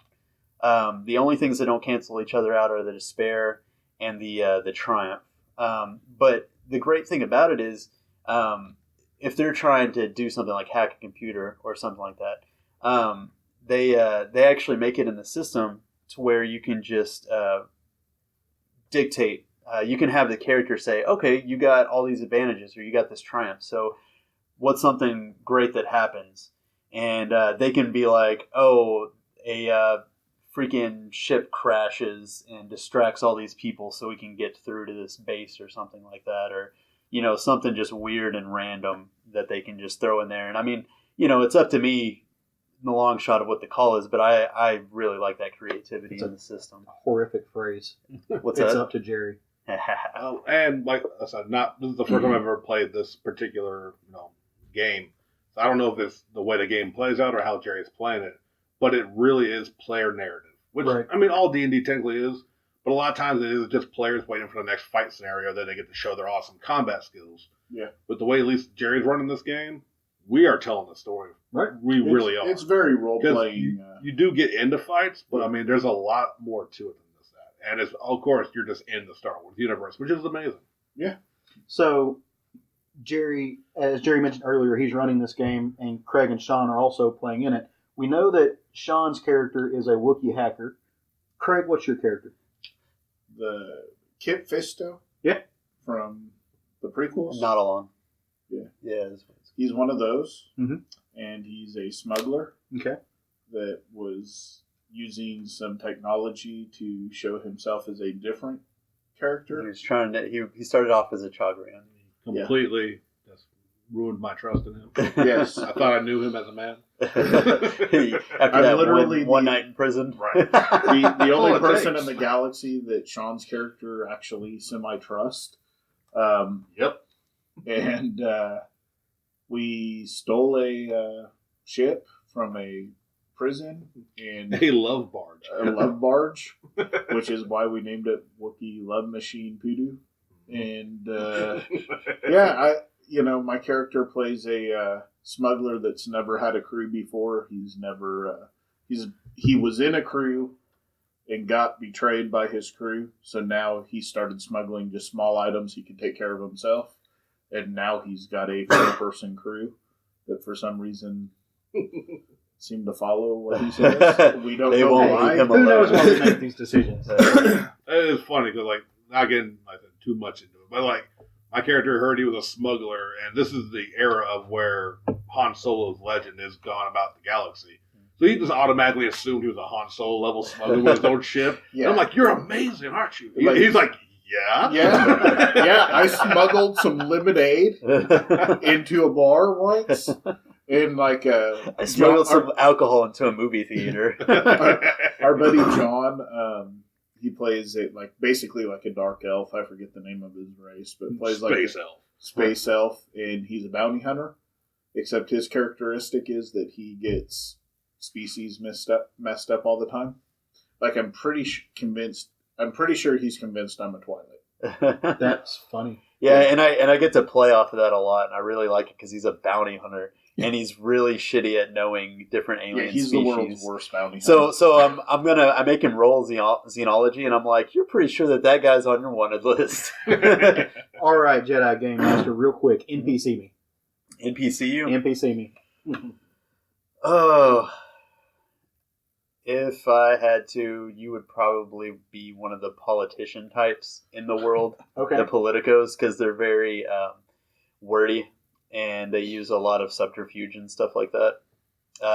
If I had to give you a race, it would probably be something around like a Twi'lek or something. I'll take it. To that extent. I will take it. What do you got, Sean? I would have made him the blue elephant that plays the piano in the cantina band. I'll take that too. What's his name? You ever met anybody that didn't want to snuggle the shit out of that blue elephant? That's true. Cy Soodles was a singer, and I can't think. Max Reba.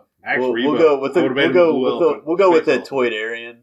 You know, make him like. As long as I'm not Hammerhead, that's fine. So we're gonna make him a Jewish junk dealer. Yes. I'm so sorry. I think you're a Jedi waving your hand around here like that. I didn't do that. George Lucas did. He did do that. All right, Sean. This has gone into weird racist territory. Pull us away from which is what I've had to deal with in my DMing games with you people. Okay. What do you mean, you people? You know exactly what I mean. All right. Quick thing is, like, I've played D&D off and on most of my life. From 2nd edition to 3rd, a little bit of 4th. I can't remember if I touched on 5th, but I played a lot of D&D. And then the same problem, which if any of you out there have played D&D in your lives, you know the same problem that usually happens. DMs quit. DMs stop playing, can't play, choose not to play. Or they're just terrible. We've all had that. Well, geez, Sean, I'm not offended at all. I was looking at you, but I wasn't looking at you. So after our last DM kind of dropped out, I finally decided after all my years playing Dungeons & Dragons to step up and start DMing. And the system we're using is called Pathfinder. Pathfinder is created by Paizo Publishing. It's a tabletop pen and paper RPG that basically they were amongst a very popular group of Dungeons & Dragons players that really felt that D&D, at the time when it was created, which I think was right after 4th edition came out, that 3.5 was the best system they've had. So they took a lot from D&D. And 3.5 specifically, and created their own game, much like Craig's friends did. Yeah. So that's the system we use. And as I told everyone in this group, was like, look, I've never DM'd before. I think I can do it. I'm not going to be a great DM, but I think I'll be a fun DM. And I think I've managed to do that. With everything against me. Which if you know my circle of friends, you know they're all terrible people. Yay. Now, he's not lying. He's talking about me. I'm talking about all of you. And keep in mind this, too. I took on, for some reason, me being a DM was extra special to our group of friends because 14 players wanted to play in my game. I love that it started off and there was 12 of us, 11 of us? I think we were 10 or under. And you were basically expecting the same thing from our last game. You're like, people are going to drop out. Eventually, we're just going to have one steady game, and it's going to be great. So these assholes made me have to get even more creative.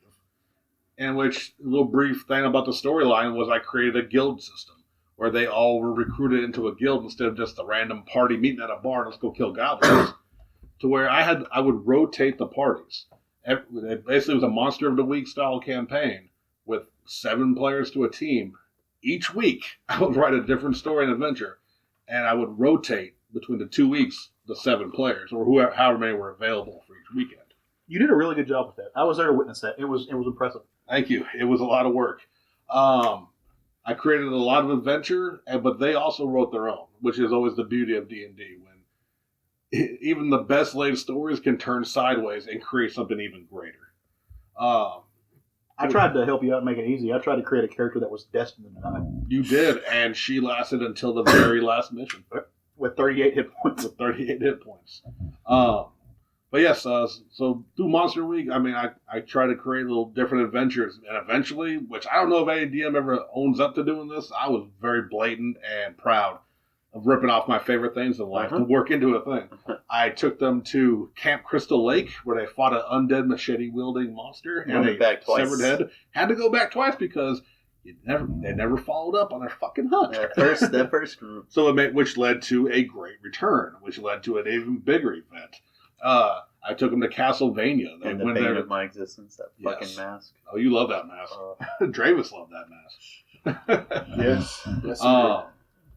So my personal highlight was, though, and I always push them to make them, because I want fear in my players. Even though I'm not trying to kill them, I ain't going to be sad if they die. But when the party wiped, it actually turned the entire campaign around. It was, as sad as it was for people to lose their characters, it made everyone who lived work their character a little harder, I think. They developed an arc. Yeah, it gives it some stake. Yeah. Are you talking about the party wipe where let Dravis die? I'm getting there. Okay. So yes, we had a team of. We're all dying right now. So yes, yeah. It's in the air. It's the Mondays. We've caught the Mondays. It's the pollen. We live in the South. It's pollen's ear right now. We had a group consisting of probably the tank fighter. Like, he's a tank because he was such a beast, but it's not like he had a sword and shield or anything. He was just a monster. Man. DPS tanking. His name was Dravis. They called him Captain Dravis the Greatest. And he earned that name. He was a dual-wielding buzzsaw, and he was a monster, which made me have to make the enemies even tougher to compensate. This man had not one, but 2 clerics with him. And a paladin. I'm getting there, Craig. I know you're angry. I'm angry. I'm going to flip this table. And a paladin. Let me move my laptop. So he had 2.5 healers, as well as, I want to say there was at least one other person there. I think it was a thief. Yeah, there was. I think our thief was there. So it was a 5-man group going in to face some orcs who I just haphazardly ripped off Lord of the Rings with the white hand orcs. And it's called them the ash hand orcs. Because I was like, okay, they're going to go kill some orcs this time. It'll be fun. Little did I know that when I created the end boss with a preparation of 5 people attacking him, including Dravis the Greatest, so I made him a Dravis clone with a 2-hand weapon. So he didn't get to do dual wield, but when he hit like a Mack fucking truck. What I couldn't anticipate, and any DM out there will understand this pain, I would assume, Is that your play? that the healers would not heal, nor would they team up with their thing to take down the big bad. One healer was summoning creatures when Dravis went down. The other one was fighting a little side minion with the thief, and the paladin was also doing the same. So they left their tank unbuffed, unhealed, to fight basically his clone. That was the best thing I had at the time to take him down. But like I said, you build a fight for 5, and it turns into a 1-on-1. I don't care how greatest you are, Dravis. You're going down. And he did. I'm still sad about losing my He character. died hard. And then when he went down, the rest of the party looked up suddenly and was like, oh shit, armor, healing, each other. They got wiped. I've never sat around hoping for a party wipe as much as I did that night. I believe Sorry, he audibly Sean. cheered when it happened. And it was the party wipe of the game. And it was right then that I knew what the next weekend's mission will be for the surviving members of the guild. Revenge. And that became a big part of the rest of the campaign, was the Ash Hand Orc, their armies, their allies, which tied into each player's backgrounds. I mean, we had everything from, like I said, I took stuff from Final Fantasy, Friday the 13th, Castlevania. Kamen Rider, Super Sentai, Gremlins. Power Rangers, Gremlins, Castlevania.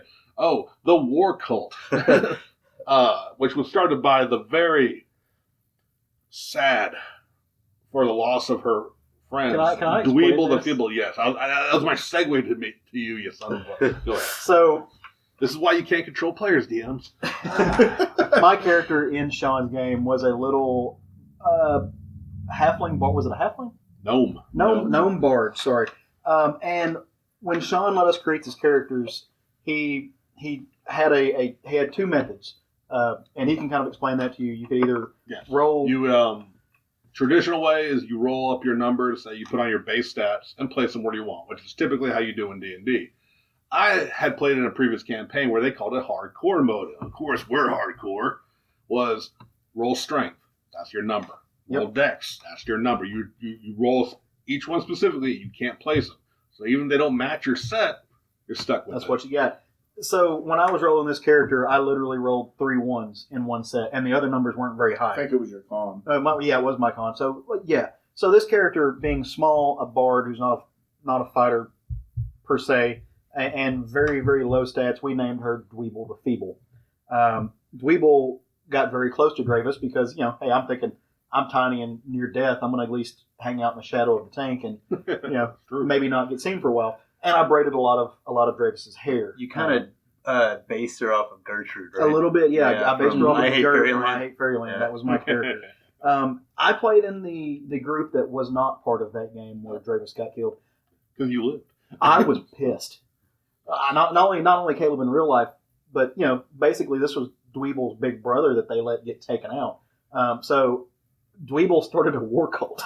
She started it like I changed up some stuff. I changed up some mannerisms, and I was dead set for revenge. I turned into this little angry gnome bard of hate. My bongo drums started flaring up with fire. It was a lot of fun, and thank you for letting me play that character. No, thank you for playing the character. But yes, there was a trio until the fall of Dravis. So it was Dravis the Greatest was half orc fighter. Half orc. Yes. We had Dweeble the Feeble, the gnome bard. Then we had Bob the Barbarian. This was my first real shot at making a character. Let's face it, that game that we played before lasted 4 sessions, and then it fell apart. So I part of me was like, I want to do something just off the wall that nobody would really do. So I created a barbarian that was an elf, and he was raised by dwarves, and he wore a fake beard, and I actually bought a fake beard and wore it to most of those games. He role-played his cosplay in the role-play. And I think he spilled something in the beard and it started stinking and he quit wearing it. There was one game where I just started coughing and hacking up a lung, and I was drinking something at the time, and it got all over. But that's I appreciated your dedication. It was hella fun, and I enjoyed playing that character. And I enjoyed playing with all y'all. There were times where I, felt like I wasn't going right, but everyone always, I assume none of y'all lied to me that you had fun at every session. Castlevania game was probably my favorite. Oh, were you in that one? Yeah, I really enjoyed that. My favorite was the Gremlin one. Fuck Gremlins. Where we couldn't crit. I wasn't even in that game. I was like, oh, fuck you, Sean. Okay. Let me, I'll clarify that one. Where great ideas don't work out as well in practice. There are gremlins in Pathfinder, I believe they were the brownies or something like that have bad luck. Right. Where when you roll your d20 to determine if you succeed or fail, you roll 2, and in bad luck, you take the lowest roll. Which, like I said, in the grand scheme, I didn't think about how that would affect rolling 2. I was rolling 2 20s, so you don't get the crit and do your max damage or max success. Yeah. So, but I did take you through Gremlins 2, where you fought through a tower fighting the vegetable gremlin, the electric gremlin. It was the best Gremlins movie. I fucking love that movie. I love Gremlins 2. It's amazing. There was and then of course the giant spider one at the end. Again, like I said, I borrowed a lot, and I admittedly did so, and I think it made it fun. So, what was your biggest challenge as a DM? Handling 14 of you some bitches. But no, just honestly, it was because all y'all worked well, more or less. Everyone had their own character, and we talked about y'all, but just little shout outs to everything. We had a little girl monk. We had a emo elf thief. We had just all kinds of. Everyone came out with. You had Aragorn. We had an Aragorn, of course. Ranger, Unstoppable, was going to be Kane eventually at some point. I believe he retired. Somebody that just hacks all of our games. Yeah, he does. Dude breaks it. John, you break every game we He- play. he- I he love ain't you, breaking my brother, Star but Wars you break game. them all. Yeah, it was a toss-up between you and him breaking my game. If Dravis didn't die, it was usually you two that were causing the things to be tough. Yeah, we weren't But, ever allowed to play together. Right. But greatest challenges was always this. We were playing every weekend, and the adventure had to be wrapped up at the end of the night. There were occasionally two-parters when everyone could somehow miraculously play 2 weekends in a row. Yeah. Or you let your friends DM. And then when you need a break because you have 14 assholes playing, yes, a few of y'all were very kind enough to DM. Better or worse, some people went created nice little, just simple adventures. Just go out and kill a dungeon, and then somebody took the players. Hey, I was just taking a page out of your book and making a themed game. To Jurassic Park. I want to thank David for giving me my Kopeshes with Oh yeah, I forgot with that. quickness on them, Yes. so that I could have 2 extra attacks at level 6. Because you needed more help. Yes. Advice from one DM to They any have of you, haste on them. future or fellow DMs out there. If you ever let someone do a side story because you can't be there, or you're just getting exhausted, but you don't want your friends to be bored and sad that they can't play D&D, and you let another guest DM, check the fucking equipment that they're going to give them as rewards. Because, those co-missions were bullshit. That Vorpal sword that John, the Game Breaker, had was bullshit. And it made it tougher. It wasn't so bad that John had a Vorpal sword. It was so bad that John had a Vorpal sword at level 6. Yeah, exactly. But it was also, like I said, first time running a game. I learned a lot. I'm running another game right now with only 4 players, hopefully staying that way. Maybe 5 if I were to feel generous. But I learned a lot, and that's really what opened up just my eyes to what D&D can be. And I say D&D in a generic term because you say Pathfinder, people are like, what's that? You say D&D, Right. and more or less have that. So right? what it did do for me is it opened me back up to DMing. And I ran that game for you guys for a while, and I'll get back to it. I'm already starting to process some more story. You actually started that so he would get a break and get to play. I did. I once, actually wanted which is Sean to great. be able to play instead of just DMing, so I started that basically for Sean. Right. I guess I guess I should bring that up too, because I created a character for when someone was going to take over, but then I realized, look, some of these assholes have ideas that will affect my game, and it's no fun being the player where you have to also double check what the story's going to be. So my character, which turned into an NPC for when I felt I was going to throw some real shit their way, was a gnome bard as well. But he was a death metal bard Yes. named Bones.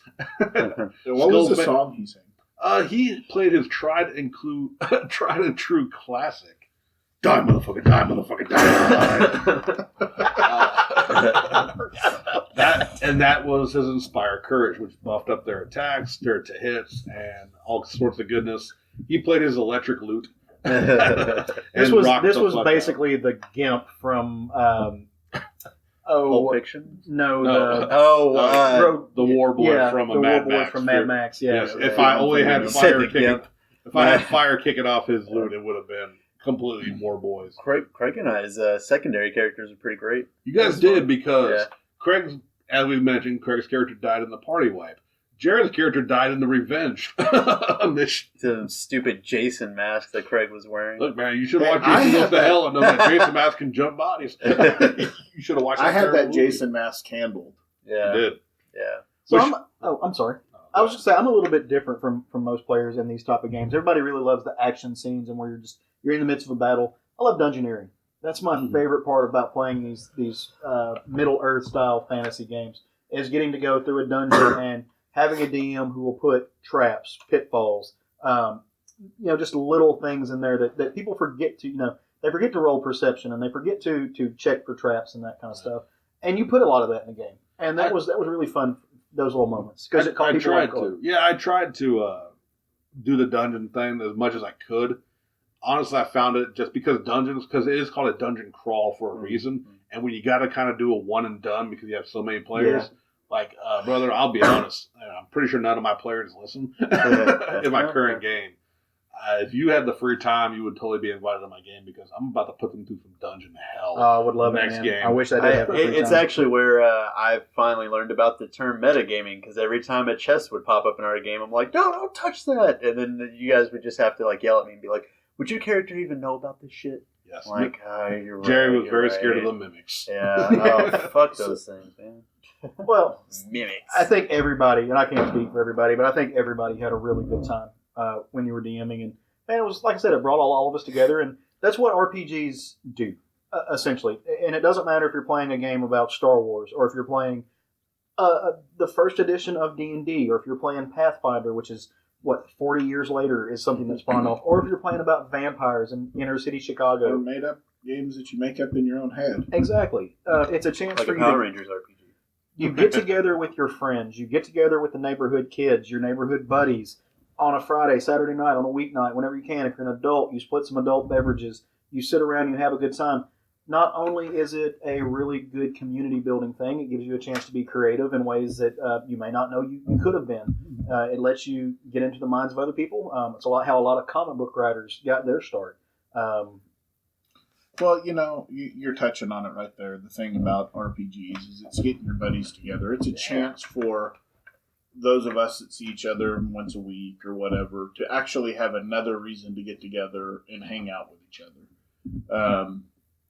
Nowadays, a lot of RPGs are played on video games. Absolutely. My favorite modern, I'll call it an RPG, even though it's not really, is Witcher. Yeah. Well, it's an RPG. It's not in the multiplayer sense. It's just not a multiplayer sense. It's a build your character up RPG, and that's probably been my favorite one to play in years. What about you, Sean? If you want to go in the terms of like massive, like it is massive multiplayer RPG. I played World of Warcraft for 10 years. Yeah. That's a popular one. While we weren't role playing, although there are servers that specifically had role play servers where you would make your character and be in character, it still gave me that interaction. It still gave me that. I have a guild. I have friends. We were from typing to actually chatting on microphones, going through the story, the quest. But of course, like, you want to talk single player, and this is going to be a rant for a whole other, maybe a video game special. If we ever do that, of course, I've mentioned before, it's Final Fantasy. Yeah. And Final Fantasy, I've borrowed a lot in my storytelling because it was a major influence for me. Nice. I'm going to fuck some people up when I say this because it's not something you typically think of when you think of RPGs, but now you've got your gaming systems. My favorite one is Madden football. Oh. And people are like, "Oh, that's not RPG bullshit." It is. Absolutely is. It's an RPG for jocks. Yeah, Absolutely. You create your character, you build your team, you go through the season, you have people get hurt, you make choices, you call plays, you're in that mode, you're in that zone. That is absolutely a role playing game. And that's so if you're into that kind of thing, you may be sitting around listening to us, oh, it's vampires and elves and people with tentacles in space. That's nerd bullshit. Well, there's an RPG for you if you're not into that. There's an RPG if you just like sports. As you said, if you're playing Madden, you're playing NBA 2018, you're playing the show 2018, you're playing... there's so many games. The sports games are exactly the same now. You either build up your character and take them to the pros and play that character's career, or you build up a team and take that team through. Jerry? And just for any of those out there who are maybe looking down on D&D players and whatnot, we need just remember one thing: fantasy football is just Dungeons and Dragons for sports fans. Oh, sure. And I love it. I'm not dissing it, but people who want make you dog out there, but you're over here checking your stats for your fantasy football That's team. what it is, man. You built your party too, son. Yeah, Jerry, what's your favorite RPG right now, video game wise? Oh, video game wise? Yeah, just holy shit! outside Why of would you just do outside this of to the me? norm. Well, you got up. Yeah. He went to go play with his PP. We can go back. I don't have one. Jerry's is Diablo 3. Titanfall's been really good. Titanfall, very There you cool. go. Well, so like we said earlier, a lot of modern day writers, modern day comic people, they kind of got their start with creating stories and storytelling by playing role playing games, and that's a really good way to do it. So if you're playing role playing games and you come up with your own stories, write them down, work them out on paper, and see what kind of story they make out of. Which leads us to our next section this week, because we had a thing where we were talking about each of us going into an RPG, our manga ramen bowl is empty, unfortunately. But come back next time. You'll get to hear Jerry and Sean wax poetic about some manga. They're over here patting their veins because they're itching to do it. But we're gonna have just to, sounded like you were masturbating. unless you want to listen to same thing, really. unless you want to listen to a 4-hour podcast, we're going to jump right into our next section and talk about our deep fried books of the week. So let's see who is going to go first. Roll initiative. I'm going first. That's a 16 or 91, 12. depending on how you look at it. Ah, Whopping 2. An 8. all right. For the fourth episode in a row. I'll be so glad when this book's done with. It's almost over, and then you get to hear me talk about Cosmic Ghost Rider. But luckily, there wasn't a lot of narrative stuff in this week's issue of Thanos. It was all fucking crazy action. And if you're wondering what book I'm talking about, which you shouldn't be, because I've already expressed my interest in it for so long, I'm talking about the current run of Thanos by Marvel right now, with Donny Cates, Jeff Shaw, Antonio Fabella. So the last thing that happened in Thanos is they were taking on Silver Surfer, and it was old man Thanos, our present day Thanos, and this crazy cosmic Ghost Rider that has the power cosmics and Spirit of Vengeance. So the last thing that happened was Silver Surfer got Mjolnir. Like, you found out that he was waiting all these centuries trying to accomplish all these heroic deeds and stuff to become worthy for the hammer. So it opens up. He gets the hammer. He is waylaying the shit out of some folks and zapping them with lightning. And he kind of knocks the Thanoses out of the equation for a second. And the Rider comes in, my new favorite character. And he's just coming in. He's like, you're not the only one with the power cosmic. And Silver Surfer promptly pushes his shit in and just destroys him. So as far as we know, the Rider's dead at page 4 of this new issue.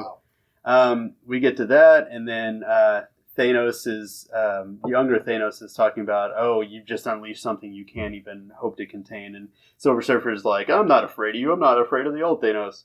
And Thanos is like, oh no, I'm not talking about that. And in one issue, they showed you that they were keeping Hulk down in the dungeon as a pet. And then he fucking jumps up and he's all scary and shit. Why is Hulk always there?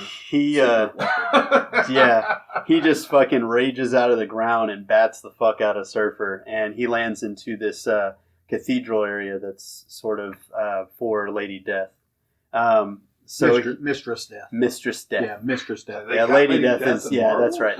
Yeah, I forget Lady that's Death a character. is a whole different thing. But yeah, Mistress Death, who is actually Death. Shout out to my fiends out there. It gets to this point where Hulk's just charging at him, and Silver Surfer's like, no, stop. And he's just standing there and just taking all these hits, but he's just standing, just straight up, just getting hit. But you see Hulk's fists are shattering and bleeding, and then he finally calms him down. And he turns back into Bruce Banner, and then the old man Thanos has the sword of Surtur and just shish kebabs both of them right through the chest. And then it gets this really cool montage of old man Thanos slicing up Silver Surfer, and then he throws the sword to a younger Thanos, and younger Thanos cuts his arm off that has the hammer in it, and the hammer goes flying. And at one point in the middle of the battle, older Thanos is like, I'm going to take that hammer and fucking kill you with it, or, beat the shit out of you with it. And he's like, oh, you wouldn't even be worthy to hold this hammer. So then they have this whole thing, and he cuts his arm off. And he's like, hey, remember about that hammer? And he fucking grabs Surfer's head and just shoves his head through the fucking handle of the hammer. And so it's seemingly, you're like, oh, shit's over. It's just 2 Thanoses left. And then at the very end, they kind of go silent, and they see Mistress Death walking up in a wedding dress. So the whole premise for the next issue is probably one of them having to die. So there's nobody left, or old man Thanos dying to be with, Mary, Mistress Death. Well, everybody deserves a happy ending. Yeah, I know, right? My favorite part of this has been that I haven't had to read the book. Yeah. So does the work. I've just been so excited about it. And I love how animated Jerry gets when he's talking about these things. He really loves this. It gets me so excited. And like, I guess one of the kind of easy things about it is in a lot of them, other than the first like 3 or so issues where they go through backstory and everything. Other than that, it's been a lot of like action and stuff like that. Like this issue was mostly just action, nice fighting and destroying the last 3 living people on this entirely dead universe. Well, sitting here looking over your shoulder while you were flipping through the book and explaining it, and there's some beautiful splash pages. His full pages and shit. Like he did a double spread page when Hulk pops out of the ground, and it is fucking awesome. Yeah. Like.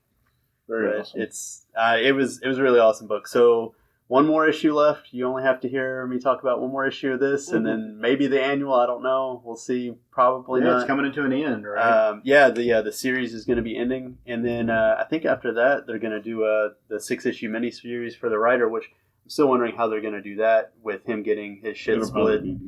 I'm thinking that, but I mean at the same time, back when he first encountered Thanos as that entity. They were saying that they couldn't kill each other. So I'm thinking maybe the spirit of vengeance might keep him alive, and then he'll just be wandering in this dead universe or something. But I have faith in some Donny Cates. Yeah, I'm interested to see where it ends. But so what was it, Craig? Yeah, I'm next. So the book I'm going to talk about is a book that I didn't necessarily want to talk about, and it's not because it's not a great book. It's because else took your book. No, it's because we've talked about this book a lot. Yeah, but every time it comes out. But that's every time it comes out, but that's because it's amazing. And it's not that I don't think we should talk about it or that we've talked about it too much, but it's Batman, issue number 43. If you don't know that it's published by DC, come on the show so Sean can kick your ass. And John can. We'll call our friend we'll call John. Yeah, he'll break the game. Of course, written by Tom King, with pencils by Mikhail Janin and Hugo Petras, and colors by June Chung. So, let me give a brief synopsis of what happened, because I don't think we talked about last issue, actually. The last issue, as you know, Ivy is controlling everybody in the DC universe at this point. Last issue, Tom King pretty much said, fuck you to Frank Miller. I'm going to show you what really happens if Superman punches Batman. Oh, yes. Hit him so hard, he killed Batman. Yep. The only thing that saved Batman was that Harley Quinn was right there as a brain surgeon to fix him, and he's got that metal in his body that's made him a metahuman. Otherwise, Batman would be dead at this moment. So... and actually did die, but came back. So, any question over of whether Superman beats Batman or not was answered. So, we go on into the story. I like how just definitive you were. It's just like, nope, this is it. We'll get into that. I don't want to stir the nest, but there is an argument to be made. Yes, okay. So, they're in the hospital. Batman's awake. He's trying to talk to actual Harley, knowing that he's having to talk to her through Ivy. And Catwoman is out in the real world, not in the hospital, out in the world with Ivy, talking to her. And they're discussing the things that happened during the War of Jokes and Riddles. Yep. And Ivy is feeling very guilty for killing 5 people during the War of Jokes and Riddles. So, it goes back and forth. She's trying to distract her so that Batman can get to Harley Quinn. And finally, she decides, all I need to do is knock you out for 5 seconds and he can get Harley Quinn's attention. So, Catwoman knocks out Poison Ivy, and Batman gets Harley's attention and gets her out of there. We find out that the Batmobile, you can actually put your bat pants on when you jump into He has a machine that does that. It's great. And he takes Harley Quinn because Harley Quinn and Poison Ivy, for those of you that don't know, have a really super close relationship, bordering, I would say, on a romantic relationship at times, probably. So they have this really super close relationship, and he takes Harley there. Harley confronts Ivy. They start talking. Catwoman tells Batman about Ivy's guilt for the 5 people that she killed, and Batman says, "Wait, you didn't kill those 5 people. The Riddler did." Mm-hmm. So Ivy's like, has this holy shit moment that, wait, I'm doing all of this and I don't have to do it? Well, people are still destroying the Earth. And Harley Quinn basically talks her off of the ledge. Probably the only person in the DC EU who could have done that. Yeah, so Harley talks her off of the ledge, which is kind of crazy because you kind of have 2 current anti-heroes that one talked the other off of the ledge. Now, we got to talk a little bit about the elephant in the room. Yep. Everybody and their mother on the internet, and one person in this group who'll have a minute here to talk in a second. They jumped on this whole thing that make up your mind about Poison Ivy. Is she a good guy? Is she a bad guy? And it comes down to the thing we've said, which is trust your writers. Let the writer tell a story. Because ultimately, he didn't screw up any of Ivy's story because War of Jokes and Riddles happened years ago, and now you're having the repercussions of her been fighting this in her mind this whole time. Yeah. And so I'm the person that Craig is talking about as far as not doing that. When the first part of this series came out, that was I won't say I made it a complaint. I was still very open to it, see what they're going to do. But one of the comments that I made was I really wish that they would figure out what version of Poison Ivy that they wanted. If they wanted this anti-hero, sometimes a eco-terrorist, sometimes the BFF next door version, or if they wanted this world-destroying plant supremacist that she could be, because they have bounced back and forth. I didn't trust, and we say this all the time, to trust your writers, and I say it all the time. That was one of my things I was worried about and saying that I wish they would figure out. And you know what? They did. They did that. They absolutely found a way, because Tom King is an amazing writer, to weave those 2 worlds and to let you know that this is the same person. Well, the reality is that Ivy is all of those things that you said at different times. Well, and hey, I'm a big enough man to admit when I've done something that even I tell other people not to do, and this was absolutely one of those cases. Have faith in Tom King. It's a good lesson for all of us because we all do it. Every one of us sitting at this table has done it. We've read a story and we've been like, "Oh, they're screwing this character up." Yeah. Not letting the writer tell their story. Let the story be its story. At the end of the story, you can decide whether you liked it or that you like what they're doing with the character. So, anyway, basically, it ends with Selena and Bruce having sex, and as all things should, and talking about their future and can they get past all of this stuff. And he said, "Here we are. We're getting past it. We're doing our thing, and let's just keep going." And it's leading into their wedding wedding prep in the next issue, I guess. And I just want to applaud Tom King's dedication to the continuity that Bruce wears the same type of underwear all the time. Because, and you can keep drawing that, please.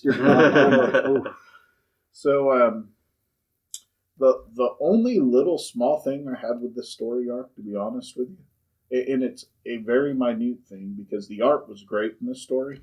I didn't like the stylized color they did when Ivy was in the garden, that kind of... Yeah. And that was just me. I realize some people probably did, but it was kind of just this real stylized, and I think it was the colorist more than the art.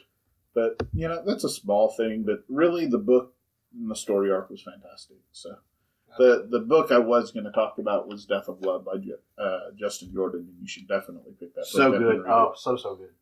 So there's a throwback to in Death of Love. There's a panel where it's a poster for a band. It's from Scott Pilgrim. Yeah. It's the band poster for Sex Bombs. Yeah.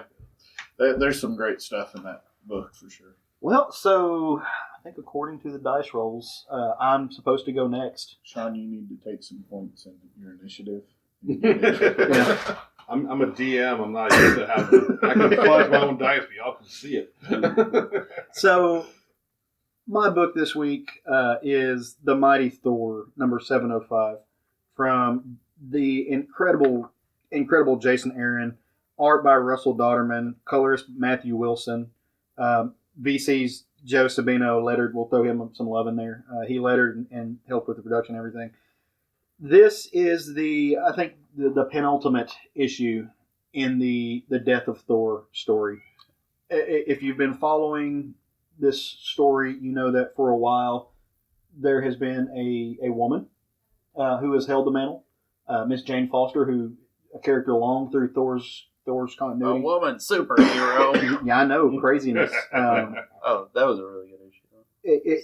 It was incredible. This whole story has been wonderful. It's wonderfully drawn. It's wonderfully told.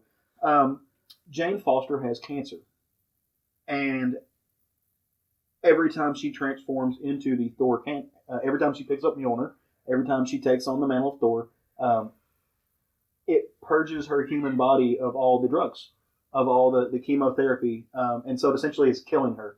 Doing good deeds is killing her. Every time she turns back, she gets worse. The cancer progresses.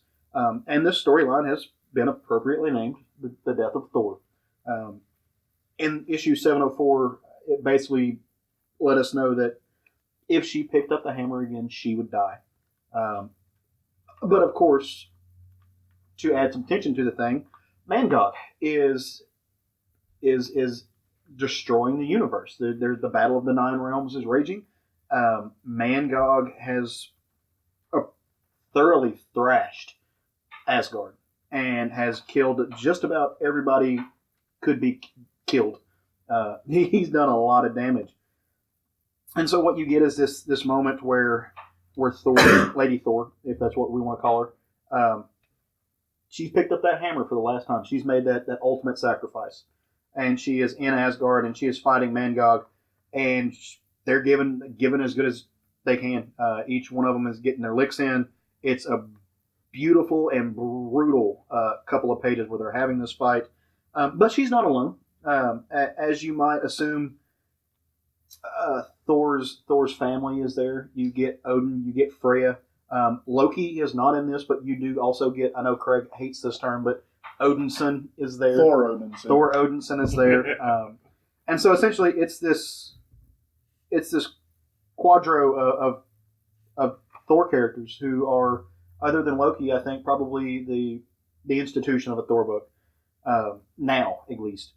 And they're figuring out how to beat Mangog. Of course, Odin does not recognize her as being a true Thor. He calls her the thief of hammers at one point, and she smarts off to him, and it's great. She kind of puts him in his place, and Odinson steps up. And so while they're all talking, of course, Mangog comes back, and he's doing some more damage, beating her into walls, killing everybody.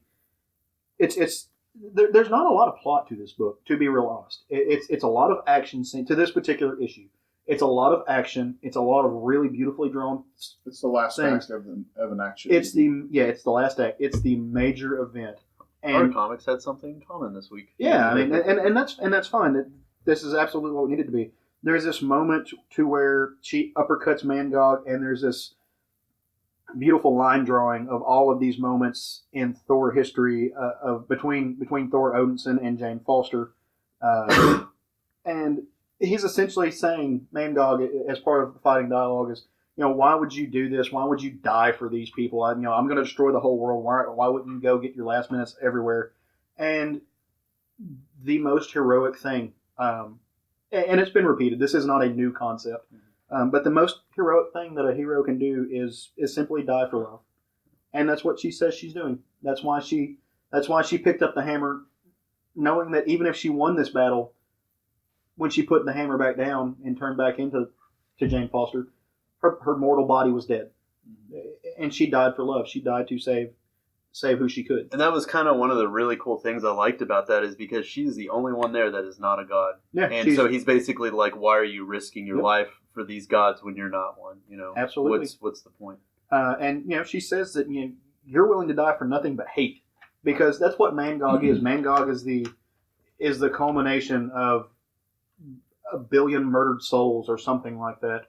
I'm not a Thor I'm not into Thor the way that I'm into Hulk, so I don't know the full extent of his backstory. But Jason Aaron wonderfully lays all of this out, and that's pretty much what it is. And she does something really cool that I think a lot of fans really appreciate. How does the fight end with any of these beings that can't? Bless you. How does a fight between Superman and the Hulk end? How does a fight between Angog and Thor end?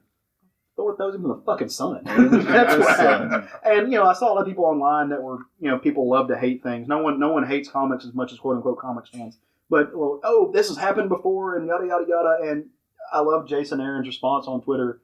He's like, hey, look, I know, like I'm actually good at my job, and I know that they've gone into the sun before, and this has happened before, and it's not going to kill him. No, you're right, but it's not a pleasant place. It's the sun, and that's literally what he said on Twitter. He's like, yeah, I know it didn't kill him right off the bat, and they might not. This is comic books. You want to know how he comes back the next time he comes back? Well, because it doesn't kill him, but it's the surface of the fucking sun. It's not a happy place. And so that's essentially what happens. She ties Mjolnir to a rope and wraps him all around Mangog, gets him all tangled up, and just launches him into the sun, questionably destroying Mjolnir, which is an ongoing question that I have is does Mjolnir survive the sun? To that book. What happens, and you get this moment. It's a pulls at your heartstrings. You get this moment to where she's gotten rid of Mjolnir. She's turning back into from Thor into and Jane. She's on the surface of the sun. And she's on the surface of the sun with Odinson. He came with her, and you get this moment where they're just fully engulfed in flames. And she's turned away from Thor, and she's in her hospital gown, and she's dead. And so it shows you Asgard, and you have the entire. The remnants of the Asgard army, and you see Tooth Gnasher the goat, Odin and Freya, and they're all really sad, wondering if not only Odinson has died, but what's happened to Mjolnir, what's happened to Lady Jane. They're not heartless. And in the last panel, you see Odinson, you see a big Thum, and you know that he's landed back on Asgard, and he's holding the very frail and broken body of Jane Foster, who you can assume is dead. And the next episode, we'll see the final act of the death of Thor. This has been an amazing series. I'm not normally a Thor fan. I personally don't get Thor on a regular basis. I was told, I think, by one of our friends at the shop, may have been one of the people sitting here, that I need to be reading this book because not only was it good, but it was important to the larger Marvel story. They were absolutely right. If you want to get this in trade, do it. But this is probably one of the better books I've read this year.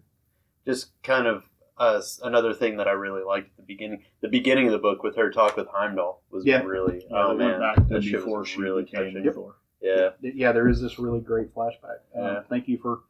Yeah. There's this beautiful scene where she's in her little frail body and she's picked up Thor and she's changing these metamorphosis scenes. Or I don't know what Russell Dodderman is doing next after he leaves this book because we know Jason Aaron is jumping over to the Avengers. I don't know where Russell Dodderman's going, but I may follow him just to see how pretty he draws because the man can draw. It's gorgeous. This is one of those books that could be an evergreen book. We revisit it in 5-10 years and see what it looks like then and see how it feels then. But it feels like it's something big. I mean, so I just want to reiterate my issues with Jane Foster's Thor had very little to do with Jane Foster as Thor. Oh, I had nothing that I've heard you say. Nothing to do with actually her being Thor or being the hero that is Thor and having that mantle. And had everything to do with the story that got it there. Yeah, it wasn't the fact that she was worthy. It was the story behind why Thor Odinson was unworthy. Yes, and this story has been fantastic. The end has definitely been the payoff for me on the Thor story. So can't wait to see what they do with it. It was a great book. And I love his black arm now. Odinson black arm. Like, has he got his arm chopped off? I was hoping they were going to do that in the movie. Yeah, I really did too. If you look at some of the... there's a whole lot of things I wish they would do with that character in the movie. If you look at the artwork, the kind of That's a different style movie. true. If you look at the, I see what you did there. If you look at the preliminary drawings that have come out from the stuff that Jason Aaron is doing with Thor, with the Avengers, it's gold now. It's a golden arm. So yeah, they're keeping that. It's going. It should be kept. I have my phone in this hand, so No, anyway. it's been fantastic, and the things he's done with Thor has been great. The Lady Thor is what I'm going to call her. I know that's not technically her name, but because Thor is still Thor. So that's the only reason. I why think I'm it's saying actually that. Thorman now. Oh, Thor. So Thor-Man and Thor. No, it's been a great story. I mean, Jason Aaron's done what he's done, and he does what he does, which is make great stories. He's a fantastic writer. I'll leave it at that. Badass. All right, Sean. Well, gee, I get to follow that emotional tale with my silly Rabbit Samurai book. No. It's a great silly I know, samurai. but damn, we got to talk about the death of a character and all that. But anyway. No, my book of the week is actually Usagi Yojimbo. I know I've mentioned it before on the show. Again, It's been since like episode 2 or so. No, I've brought it up before. Yeah, At least mentioning it. Yeah. But yes, it's a new miniseries. It was my getting ahead of ourselves pick last week, and it did not disappoint. It's the beginning of a new miniseries, which is what Stan Sakai has been doing lately with Usagi. He's just been writing little miniseries that have come out. This one's called The Hidden. It's another, if you've been reading the books at all, it's another investigation story with Investigator Ishida. But this one took an interesting turn, because I'll be honest, I was reading it, I'm like, I'm not sure this is going to be my pick of the week. And as Caleb has praised me several times on different parts of the show about my knowledge of Japanese history, this actually touched on a part I didn't know about. That's what surprised me. It opens up very typical. Some people running away, some haggard-looking samurai are on the run. And they're running from a group who have chased them. You don't really know why. One of them gets killed, and they discover like something on them. They don't show it right away. They're like, he had this on him. They're like, that changes things, or at least they kind of explain more why they're getting hunted. But like I said, we don't know what it is yet. Then Usagi comes into town where all this is going down, and the first little hint of what might be going on, and it is a part of actual Japanese history. He's going through a checkpoint where they got guards because there's been some issues going on with, I'm trying to find the term they call them. They said they're trying to find Kirishitas, which I didn't know what that was. Jerry's nodding like he's heard this term. Yeah, I think I know what you mean. And I wasn't too familiar with that. Yeah. But during a checkpoint, before that's even mentioned, though, they're like, okay, if you want to come across the checkpoint, you got to step over this plaque. Mm, and you see this plaque is a plaque with a Christian cross on it. That you have to actually walk over it, or we're not going to let you through. Like step on it. Trample it. They're ferreting out Christians, which in the back of the book is I'm not going to read through it all because it is a page-long history lesson that about Christians. And I knew they were missionaries. Yeah. But I never knew, and that's what it came down to. What they found on the guy they murdered. We still don't know what he had on him, but he had a Christian cross on him. And that's just, like I said, this is all set. This is the first of 7, and it's going to be obviously investigating this. But like I said, what really made me have to bring up the point was that Stan Sakai, the creator, writer, artist, gave a very long history into Christians' involvement in Japan. And I recommend this read, but like, what I didn't know was like, as Christians in the ancient times were wont to do, they tried to claim Japan as their own. I legitimately did not know that. Like, I'm trying to find the No, I'm not. Yeah. I'm not familiar with that history. In 1579, which in the history is not that long ago in the grand scheme of history. Especially not Japanese history. Right. Pope Gregory VIII declared that Japan belonged to the Diocese of Macau. M-A-C-A-U. I might not be saying that right. But yeah, they tried to, they straight on crusaded into Japan. You can't win a land war in Asia. No. You just can't. But that little fact, and evolved the Princess Bride. Right. But I mean, it is, it's no small feat, and I'm not trying to just brag on my own knowledge and love of Japanese history, to show me something I didn't know about. So I'm really excited about where they're going to go with this. And if he gives another history lesson in the back of every issue, it's worth it alone. Yeah. That's very cool. Awesome, and my only I don't know a lot of history on that, but the thing that touched on it, I know you weren't a huge fan of it, was Samurai Champloo. Right. Towards the end of it, they got into that, Well, and the samurai that smelled sunflowers, her dad ended up being one of those people. Right. That was into the a religion. converted, but yeah, which I knew there were missionaries and converts and everything like that, and they weren't well liked. Yeah. Didn't realize it was because they were like Christian came and they're like, God wills it. Right. Japan is ours. Manifest destiny. All anime and hentai will be our thing. Foxy's in the background approving of your choice this week. Thank you, Foxy. So But you that mentioned is it. you mentioned earlier that I've talked about your kind of knowledge of Japan and your knowledge of anime and stuff. I'm not the only person who thinks that. This past week on the Comic Book Bears podcast, our friend Bill Zanowitz actually gave at the end of each show they have what's called the Wolf of the Week. It's kind of like we do where we give shout outs at the beginning of the show. Southern Fried Geekery was the Wolf of the Week, and he actually, me and him are friends online. We talk quite a bit, but he actually gave a shout out to you for your and said that you probably have one of the most extensive knowledges of manga and anime that he's heard on a podcast. And I don't know how many podcasts he listens to or how extensive, but that's quite a compliment from that man because, as I've said earlier, he's a very intelligent human being, amazing person, and a treasure trove of information. So he also said that to you, and I wanted to let you know that. Hi, Bill. Yeah, And it's Bill, anime, you dirty son of a bitch. thank Don't you very, care. Bill, thank you very much for that compliment, man. I appreciate that. Yeah, it's been 25 years of loving anime and Japanese. Well, 38 years. That's old. Actually, I'm loving Japanese history and stuff. It's been a childhood obsession for all my life. Awesome. Thank you very much. Well, right on, dude. Well, those are some great books. They're probably still sitting on the shelves of your local comic shop. We encourage you to get out there and get them, go read them. We wouldn't necessarily talk about them if we didn't care about them. Eventually, at some point, we're going to probably talk about some books that we weren't crazy about, but I don't think we have so far. But yeah, go check them out. A variety of different subjects to talk about. I actually was going to try to read some stuff about an RPG, but Thor happened, and yeah, when Thor happens, the way Thor happened. Thor, Batman, Thanos, and Usagi happened instead of RPG books. You know what? But any one of those stories could be made into an RPG. Oh, for faux show, and they should be. That'd be really fun. So, well, as we always want to do, we're going to get ahead of ourselves a little bit here on the Southern Fried Geek. I almost said Comic Book Bears because I was thinking about it. I'm not actually on the Comic Book Bears. Don't sue me. On the Southern Fried Geekery podcast, and we're going to tell you about some books that are coming next week. And we roll an initiative. Craig is ready with that dice. He is not. I gotta 13. 19. And I got a 1. I'm a critical failure. Caleb doesn't get to talk I about don't his get to say anything. I'm just going to sit here and. I was hoping for a 20 or a 1 at one of these days. I critically failed. I'm glad it happened.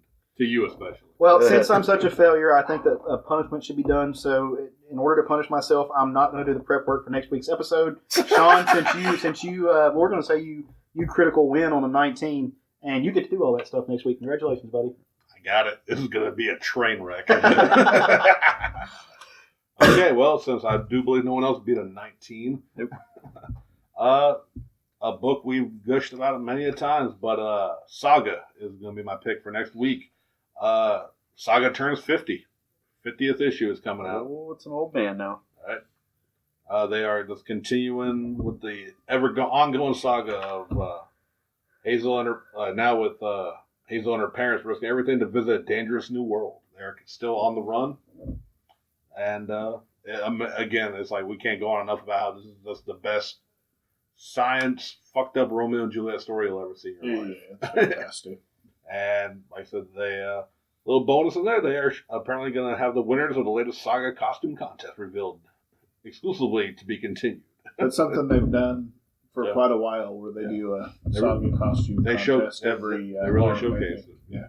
So again, anytime like this series lately, especially, has been doing about 5 or 6 issues and then take a break. Every time it comes back, I'm just happy as hell. I can't wait to read this next week. Yeah. So my book this next week is going to be kind of interesting. It's Mighty Morphin Power Rangers number 25, and I'm kind of like, going to be interesting because I haven't read any of the series. I've heard it's really good and the art's really good. But they're starting up a big event in it, and it's called Shattered Grid, and I kind of touched on it whenever I talked about Power Ranger Hyperforce on Twitch. But it's essentially like a really like messed up futuristic version of Tommy Oliver is taken over, and he's going out and destroying all the multiverse of Power Rangers.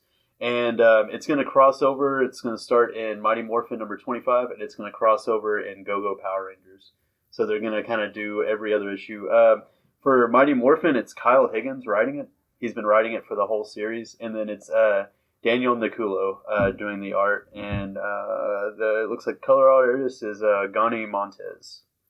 But it's looking great. I hope I get my hands on it before our show next week so I can talk about it. I hope so. I'm pretty stoked about it. All right.